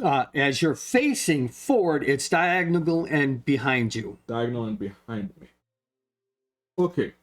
I'm going to go to the one diagonal and behind me. Okay, so you travel approximately 5, 10, 15, 20. And then it straightens out Mm-hmm. to your left. And it goes another 5, 10 feet, and it's a dead end. Okay.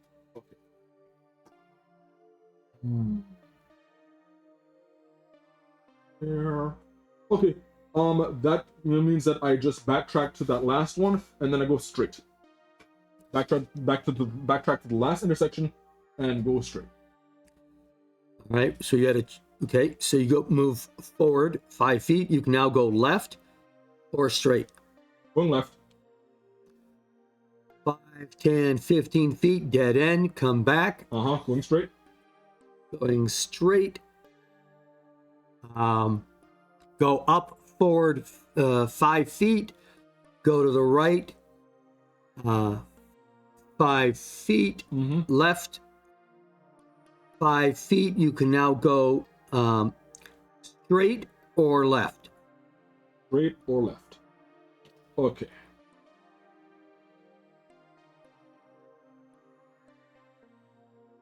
I don't believe I'm on this.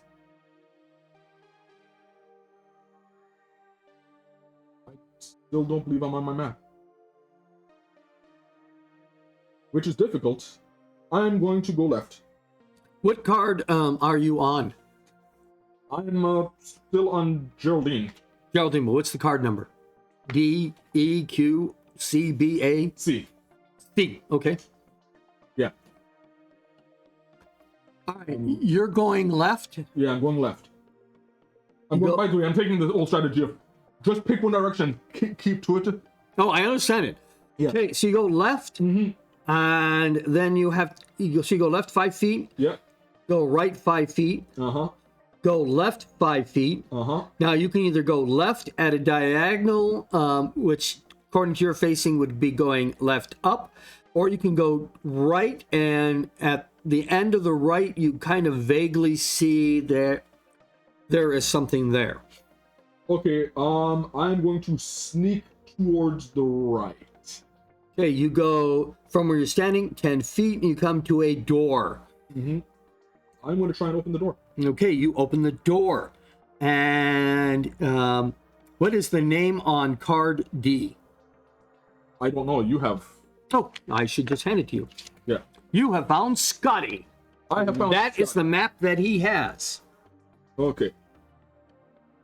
But this Scotty doesn't know. All Scotty knows is that he's been sitting here in the dark. And you have 2 minutes and 53 seconds to solve this maze. Yeah, I'm aware of that, and I'm quickly trying to, based off of some of the things that I have.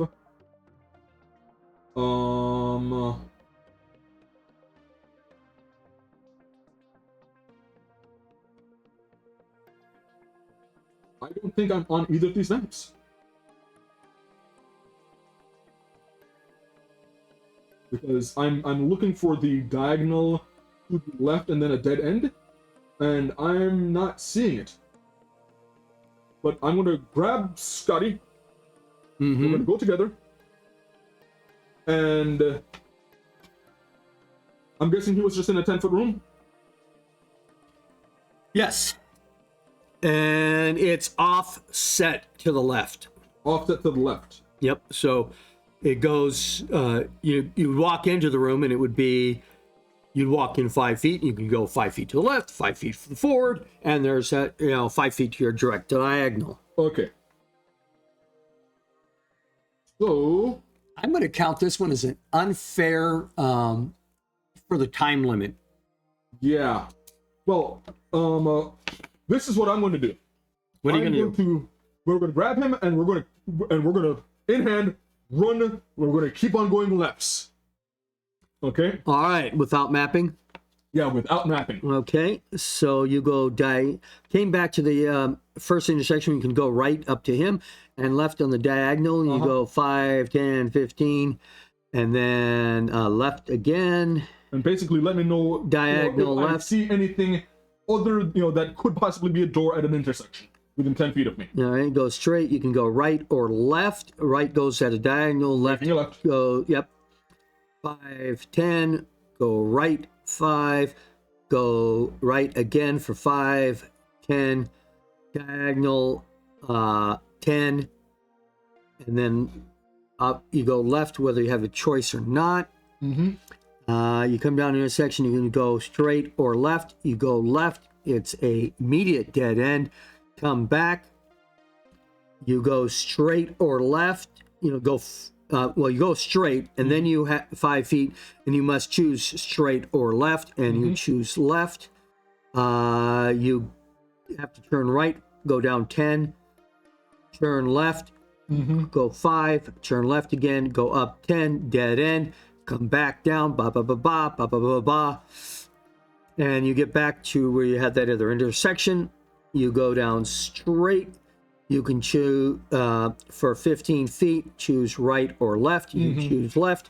And you come to a dead end, and you're out of time. And I will show you the map of where you have actually traveled. Yeah, I was never in card C. I was in. Yeah, I don't think I was in card C. Let's see here. Got cards A, B, and C. You are in card D right now. Yeah. Well, you were in card D. Card D's back up there. So you came back down in card Scotty. A. So this is card A. And that goes like... That goes right there. There's card A. Uh-huh. Would have gone... Why don't you switch the maps there so you can show people how this works out? There's card B. I'm not sure that a person could do this in 15 minutes. Yeah. Because just the describing of the room-by-room turns as prescribed by the module, which I did... You exit the starting room and go straight for 15 minutes. You now turn left or veer off diagonally to the right. I turn left. That's what they predicted you would do.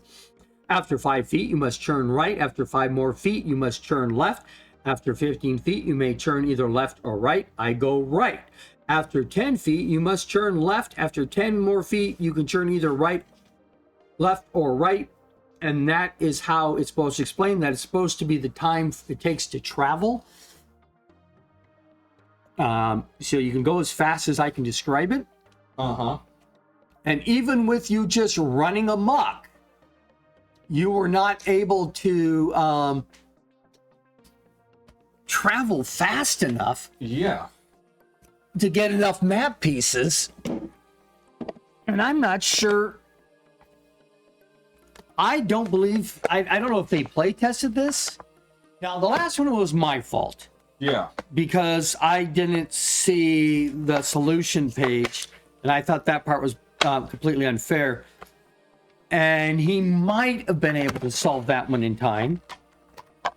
This is... Actually, all he needed to do was read the green slime description, and he would have solved it, in my opinion.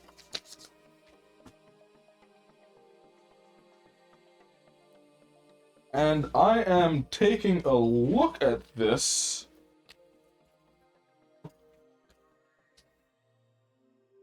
Are the maps lining up like they show in the description? No.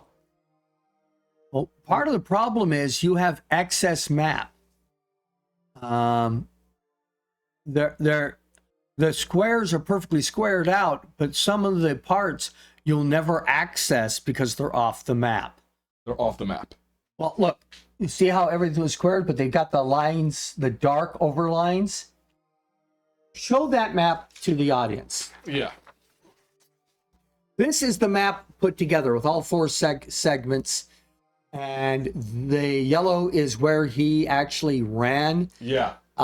For this. He found his first person, but it took him 15 minutes to cover that much physical space. Yeah.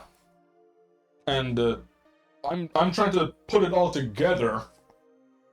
based off of just this, and I'm seeing some issues where, so for example, this one has this weird, black area, and I don't know if this is a dead end for something else or it should have been black.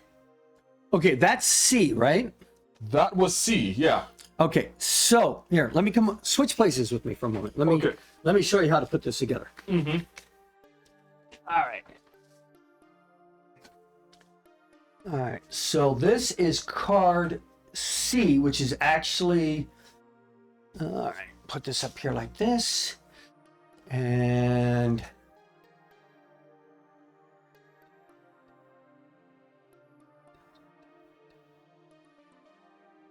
C.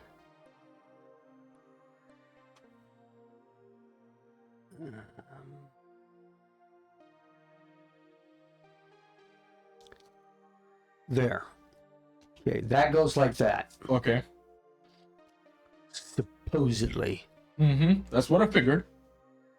And if we trace this back to this room, which should be here. Yes, because big chunk of this is actually blotted out and doesn't exist as far as the map's concerned. But it almost looks like that should be up there. There. That's how that sits. Okay. Okay. What is this? This is B. Mm-hmm. And that goes underneath there.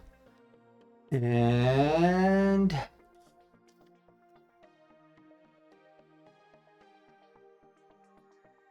Is that, yeah. I'm looking for that piece and that piece. So that actually goes along like this. Mm-hmm. And then we have A, which is the card you actually started on. I started in A. Yeah, so I didn't even have the map that I started in. Nope. And that's because it's random. Yeah. And then down here, or up there, we have this map, which lines up like this. Mm-hmm.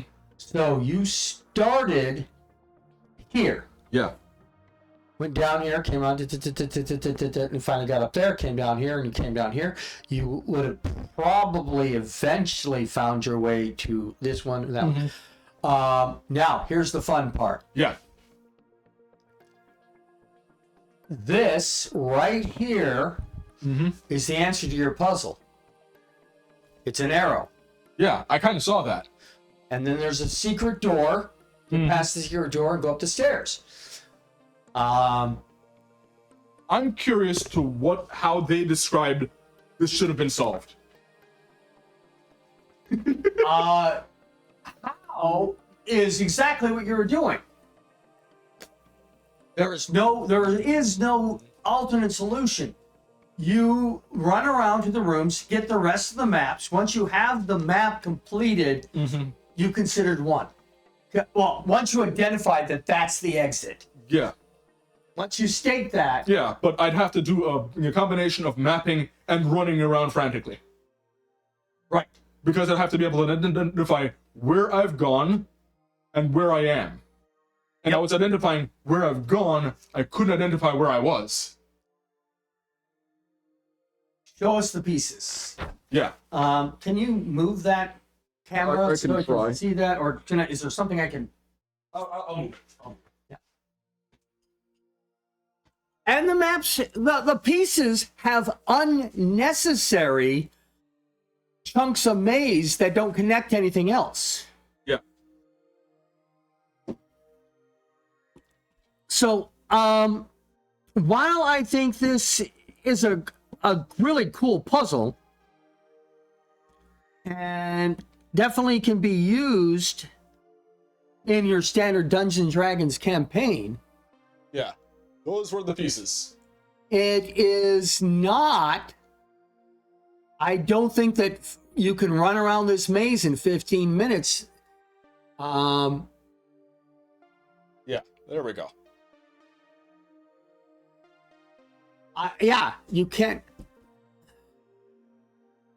Unless you're not using a real clock. Yeah.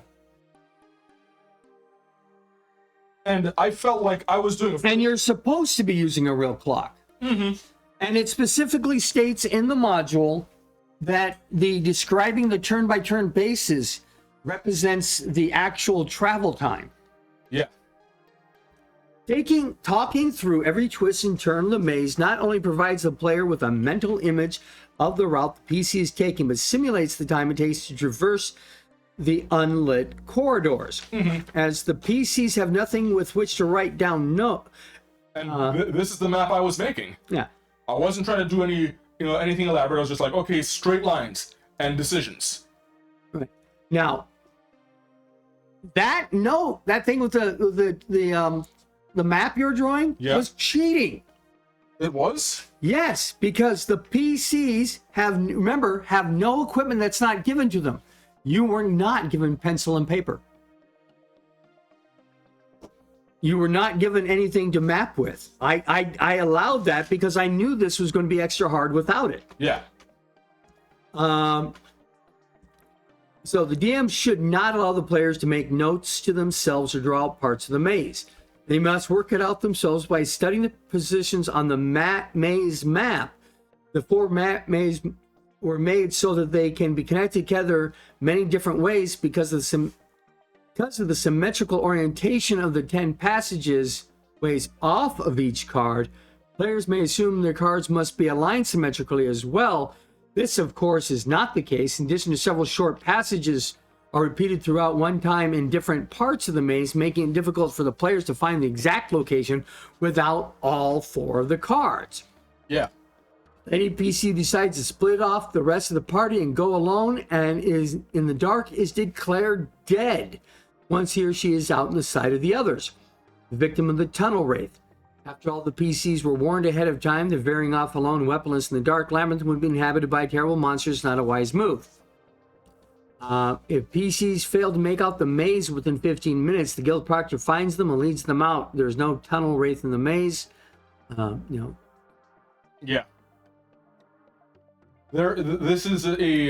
I feel like this is a failure of expectation of complexity. Yeah, it's a failure of design, I think. The fact that I don't think that if you had the maze, if you had this maze and the maps, all 4 map parts at the beginning, that you would not make it through in 15 minutes. Yeah.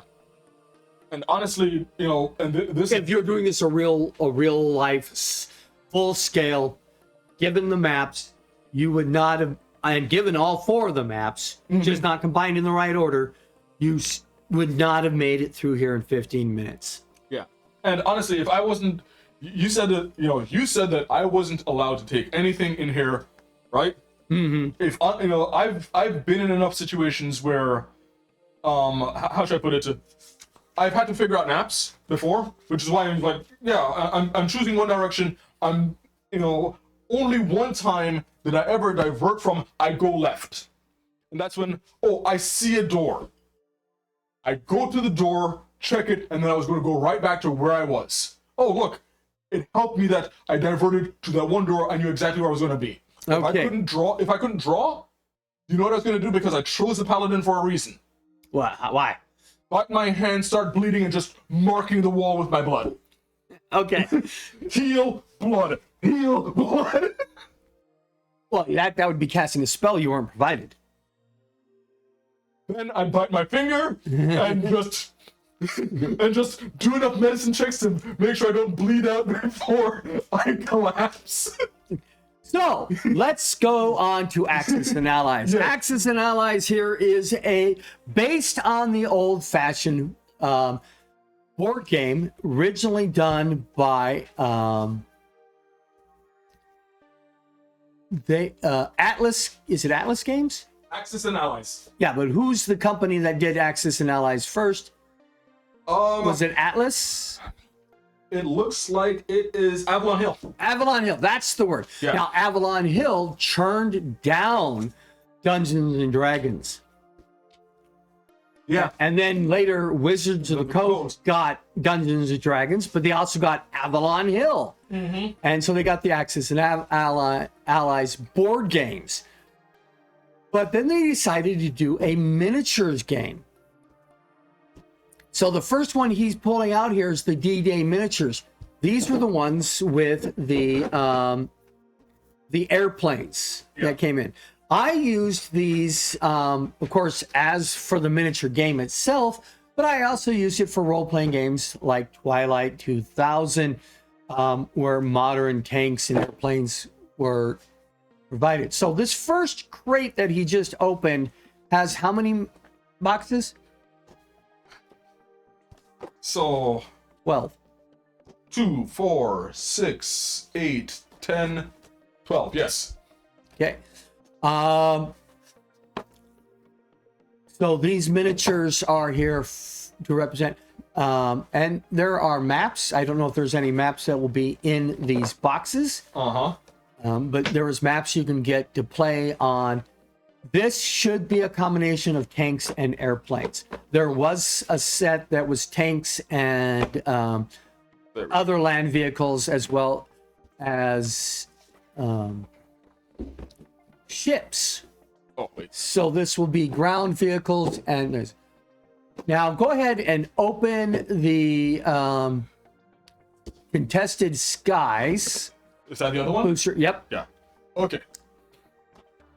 And then we will take one from each and open them, and one from each, and we'll just keep opening them until we run out of time.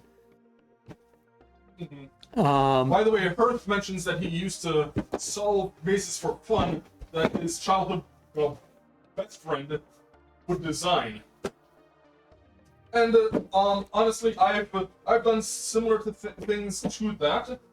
It's why I feel like I had a fairly decent analysis of that. This one might be missing a box. I may have opened one before. So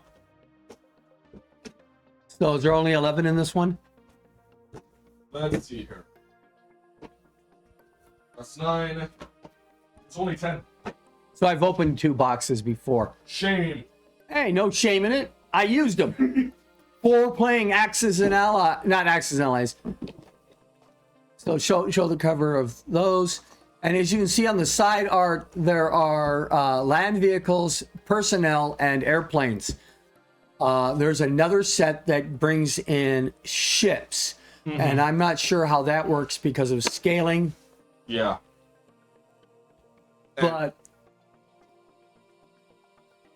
role-playing games that utilize tanks, specifically World War II stuff, but can also be used for any other system. So, yeah, let's crack one of these things open. All right. So, we're going to start off with the one with planes. They both have planes. Oh. This is Contested Skies. Contested Skies. Okay. Yeah. And the other one is Storm the Beaches at Normandy. D-Day. D-Day, yeah. So we've got D-Day and we have Contested Skies. Okay, let's open up Contested Skies first. Well, the first of the Contested Skies. Yeah, and this is reminding me of when I used to do Mage Knight. Yep. It's not that I played Mage Knight, but I got them fairly inexpensively, and I used them as miniatures for Dungeons and Dragons. Right. And of course, there's the Dungeons and Dragons miniatures that we've opened on here before. Yeah, because I used them because they were already pre-colored and pre-painted, and I got multiple of them as opposed to getting the Reaper miniatures, which were gray or metallic and required painting. And only be able to get one of them. Ooh, there we go. Now, yeah, so that's the checklist of all of the ones that you could possibly get from this set. With rules. Rules updates. Yeah. The starter set's really where you got the rules on this game. So let's see what we got in here. We have various cards. The cards are for each individual miniature. They gave you the rules of that miniature and how basically how many hit points, what kind of attacks and things like it happening. If you are using it for a game, an RPG, you would not use the cards. Yeah. Because the rule systems will be based on whatever rules the game would be working with. There isn't a map in here, but they have a specific scale. Now, what is that you have there? That's an artillery piece. Yeah. And what do you think of the details of that mini? I think it looks good enough. We also have a couple of people. I'm not going to get everything out of the bags. Now, these minis, these people are standalone. Yeah. They represent a single trooper. Yeah. This is not like some of the other systems looks like some where type of leader because he's sitting and pointing. yeah, some of the mini systems, especially for what do you call those war games, Yeah. have miniatures that one figure equals 10. Yeah. Or one figure equals 100, depending on the scales. Can you hand me those cards?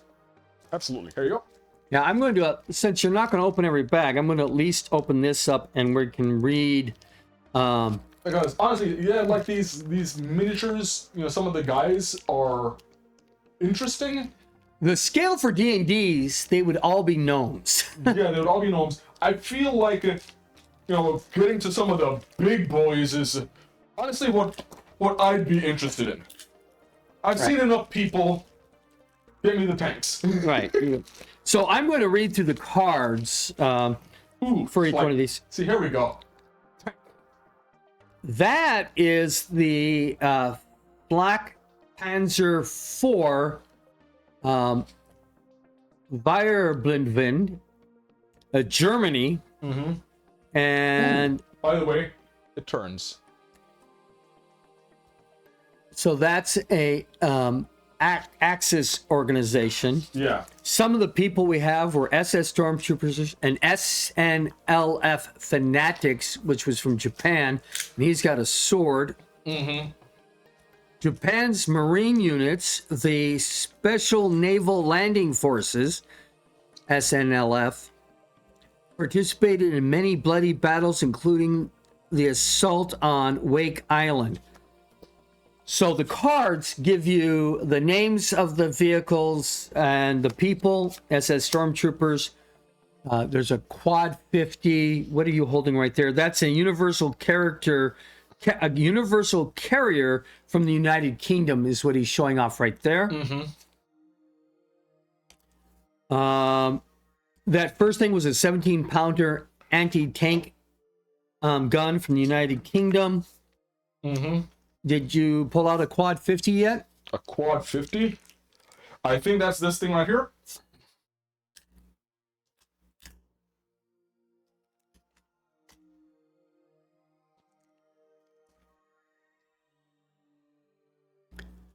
Quad 50 is 4 50 caliber machine guns stacked onto one vehicle. And that is a artillery. Kind of wishing that I could get to focus on it.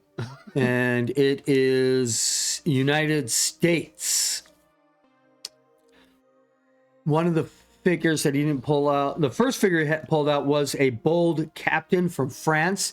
That was the first person you showed. Yeah. You did not also show the veteran SMLE rifleman from Australia or the communist partisan from Russia or Soviet Union at the time. Mm-hmm. That's what the cards are really for, is to tell you who these people are, where they're from, and there's a little background history of some of these guys. For example, officially, the personnel carrier was equipped with either a .303 Brennan gun or a .55 Boys ATR. In practice, crews often used whatever additional firepower they could scrounge up. Yeah. Okay. Cracking open the Oh no, this is Contested Skies. Yep, let's open up a Different one. D-Day. D-Day. And I'm not sure how many we're going to get through, maybe two boxes each. We will see. But I'm trying to prioritize the more interesting ones. I'm not saying that the people aren't interesting because, well, honestly, my grandfather, well, it's not that he fought in World War II, but he was a part of the British Air Force. I'm hoping that we at least, okay, you just put away the checklist for that one. Yeah. Oh, sorry. I'm hoping, and I don't know what the rarities of these are, but I'm definitely hoping to pull a aircraft An aircraft. out of these days. Okay, go ahead and hand me the cards so There I we go. can try to identify what you pull up. Looks like we have barbed wire.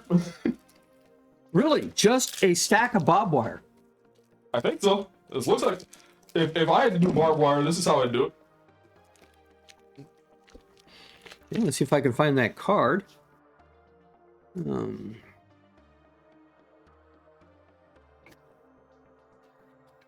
Yeah, this is barbed wire. By the way, it says, I know it's going to be difficult to read it on the bottom, but it has the name of the thing underneath. So we have barbed wire. I got a pillbox here. I see the pillbox. Oh, yep, it is just, that's what it says. It's barbed Barbed wire. wire. On beaches, barbed wire are usually erected in a straight lines parallel to the shore and in front of fortified areas. Between the fortified areas, the lines of wire jut out at right angles towards the sea. And There's a pillbox.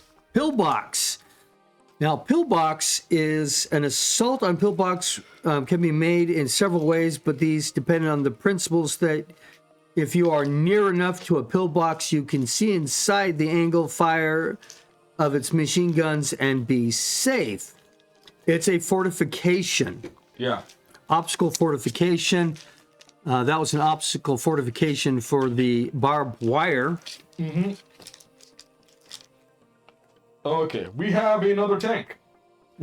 Is it the Sherman DD from Canada or the Jagerpanzer 38T Heitze from Germany? Let's see here. You can just show it to me and I'll tell you. That, It looks German to me.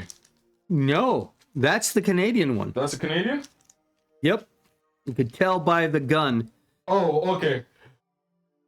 I was looking. Well, no, actually, you're right. That is the German, because the Canadian one has the gun on top as opposed coming straight out the front. This does not have a turret.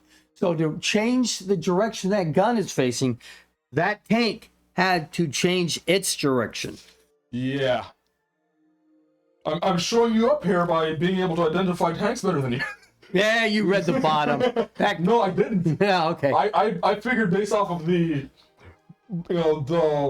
particular angle, I see a lot of this type of angle on many of the German ones. Yep, that is a German tank. Yeah. This one's the Canadian. The rest of the figures that he's probably not going to open is the Free French Infantryman, the Fortress, which is France, the Fortress Defender from Germany, the M1 81mm mortar from the United States, the Bren machine gunner from the United Kingdom, and the Resourceful Hero, obviously from the United States. Something about propaganda. Propaganda something. Okay, let's go ahead and hurry up and open a couple more. A couple more, yeah. Yep, because I would like to see an airplane. You'd like to see an airplane. Well, I mean, I have some paper. I can make you one. I got a metal airplane around here somewhere that's much too big for scale. There we go. I'm just hoping to pull an airplane out of one of these sets. We got one. All right, we also got a bunch of little people too. Okay, cards. Cards. All right. I'm gonna put all the Put the tanks, off people to in the a pile. side. Looks like you've got another quad. Yeah, that'd be a quad 50 soldier artillery man. The reason this is considered a soldier and not a assault gun or one of those other things is because it is a single man object, and it is an artillery piece. And that that's another quad 50 from the United States. People that you aren't pulling up are going to be the SS Stormtrooper again. We have the airplane, which you haven't opened yet. We have another SNL Fanatic, a hunting sniper from the United States. We have a PM-37 mortar from the Soviet Union. The guerrilla rifleman from the United Kingdom. There's a lot of people in this one. Vigilant lieutenant from Romania. So we only got 2 vehicles in this thing. We've got a tank. That's the Stu G 3rd Ossif D from Germany. This is German? Okay. That's another German one. The early Sturmgeschütze were designed to support infantry attacks rather than direct fight, opposing armor, reliable and inexpensive compared to the Panzers. Over 9,000 Stu G3s were produced in various models. Okay. So on to the one that you wanted. Yes. And I'm going to try and do something because I'm taking a look at this thing. Is this a Spitfire? No, it is not a Spitfire. It's an IL-10 Sturmovik, Soviet Union. Okay. This is a Soviet plane. Yes, all-metal successor to the early IL-2, the Sturmovik was one of the most heavily armored planes of the war, armed with twin 23mm cannons, machine guns, and assorted bombs. It proved more effective and less vulnerable than its famous predecessor because it's super armored. It is flying brick. It's an aircraft, and it is superior armor rating is what that for the game stats. Okay. And that was that one. This is probably going to be the last one. Yep, because we're running out of time. Let's hope for another airplane. Boy, that one came up earlier sets of this. Finding the people were harder because the emphasis were on the tanks. And wow, that is a cool set of barbed wire now that I can see it. Yeah. I'm going to put this person over there. Lots of people. I see a vehicle. There you go. Okay. Ooh. Well, I know that style. I'm going to put that off to the side. Okay. Well, we got a Wehrmacht veteran infantryman, a sandbagged machine gun team, Germany. Yeah. Both those are from Germany. Actually, this one I think is worth showing. Buffalo Soldiers, United States. Buffalo Soldier. Defiant Paratroopers, United Kingdom. This is a sandbagged. Honor-bound Hero. Okay, the sandbag machine gun team, is that one you're showing off? Yes. Yeah. Now angle that down a little bit for them to see from the sides or the front. Yep. Yep. That's how we used to. Except we also dug holes. That guy wasn't actually dug into a trench. Honor-bound Heroes. So what vehicles do we have here? Oh, we have a tank obstacle, which is the fortification. It's just called a tank obstacle. Did you find that yet? Yes, I did. Might want to show that one. We have one obstacle and 2 ground vehicles and 1 aircraft. Yeah, so just so you're aware, caltrops are a problem no matter where you are. That's funny.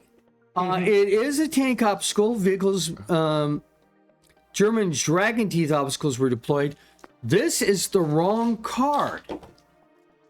Because that tank obstacle is supposed to be dragon's teeth, which were like die 4s with the tips cut off. You showed a those which This is listed as a tank obstacle. it is a tank obstacle, but it's not the dragon's teeth Yeah. as shown with the card. Here, show them the card. It has the exact same stats for the game, but it's a different tank obstacle. Yeah. It says 1. So what are you showing us next? It is some type of vehicle. This one I don't know.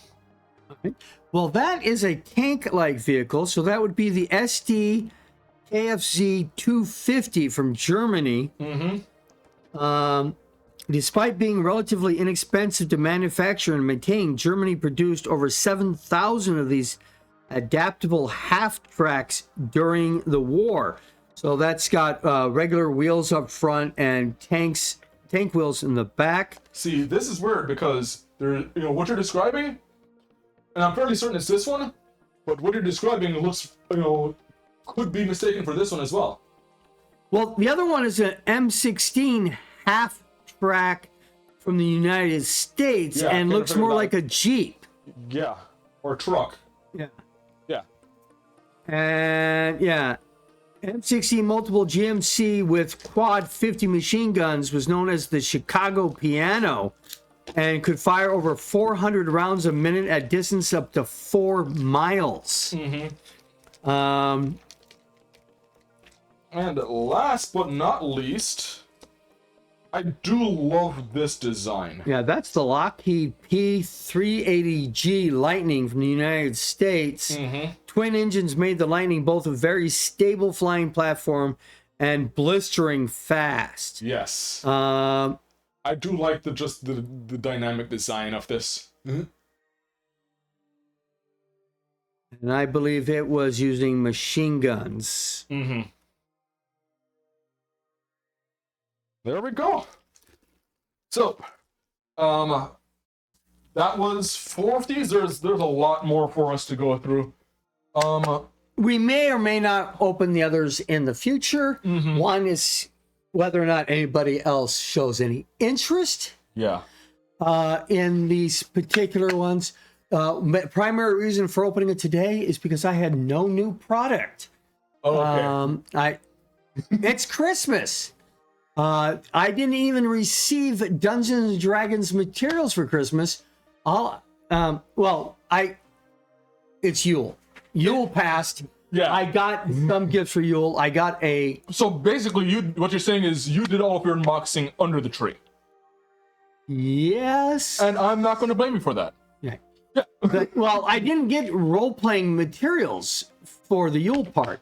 Will I get... Tomorrow is Christmas Eve. I might get something. And the day after that, it's of course Christmas Day. Yeah. Might get something from there, and I'll have that stuff for next week. But I don't have any purchases on the way in at the moment. Yeah. That I can expect before March. I don't know when. Now, I'm looking at the schedule right now, and it looks like our next show, next Monday, is 2 days before the New Year's. And I think we talked about the next show, we're going to be skipping that because we have some things that we have to do. Right. So in 2 weeks, we will be back.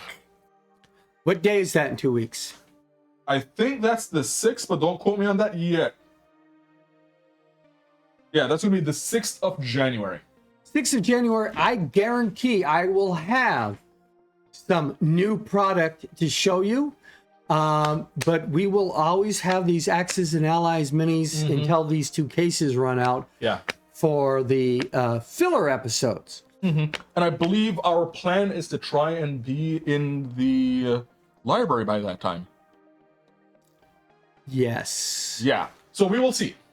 Okay. That's another reason to have the next one off. Yeah. Is because we need to transition to where we're going to go. And one of the disadvantages of doing the library is I can't reach behind the shelves and say, yeah, we got this wonderful Yeah, we're gonna have to- Requiem book. We're going to actually have to do prep. Yeah, we're going to have to know, we're going to decide on a topic, decide on our unboxing. Well, we have to carry everything we're going to take Yeah. for the show with us. So, We have to build a kit. yeah. All right. So with that, see you in 2 weeks. Happy New Year. What else do you have to say? Have a good night. And dream well.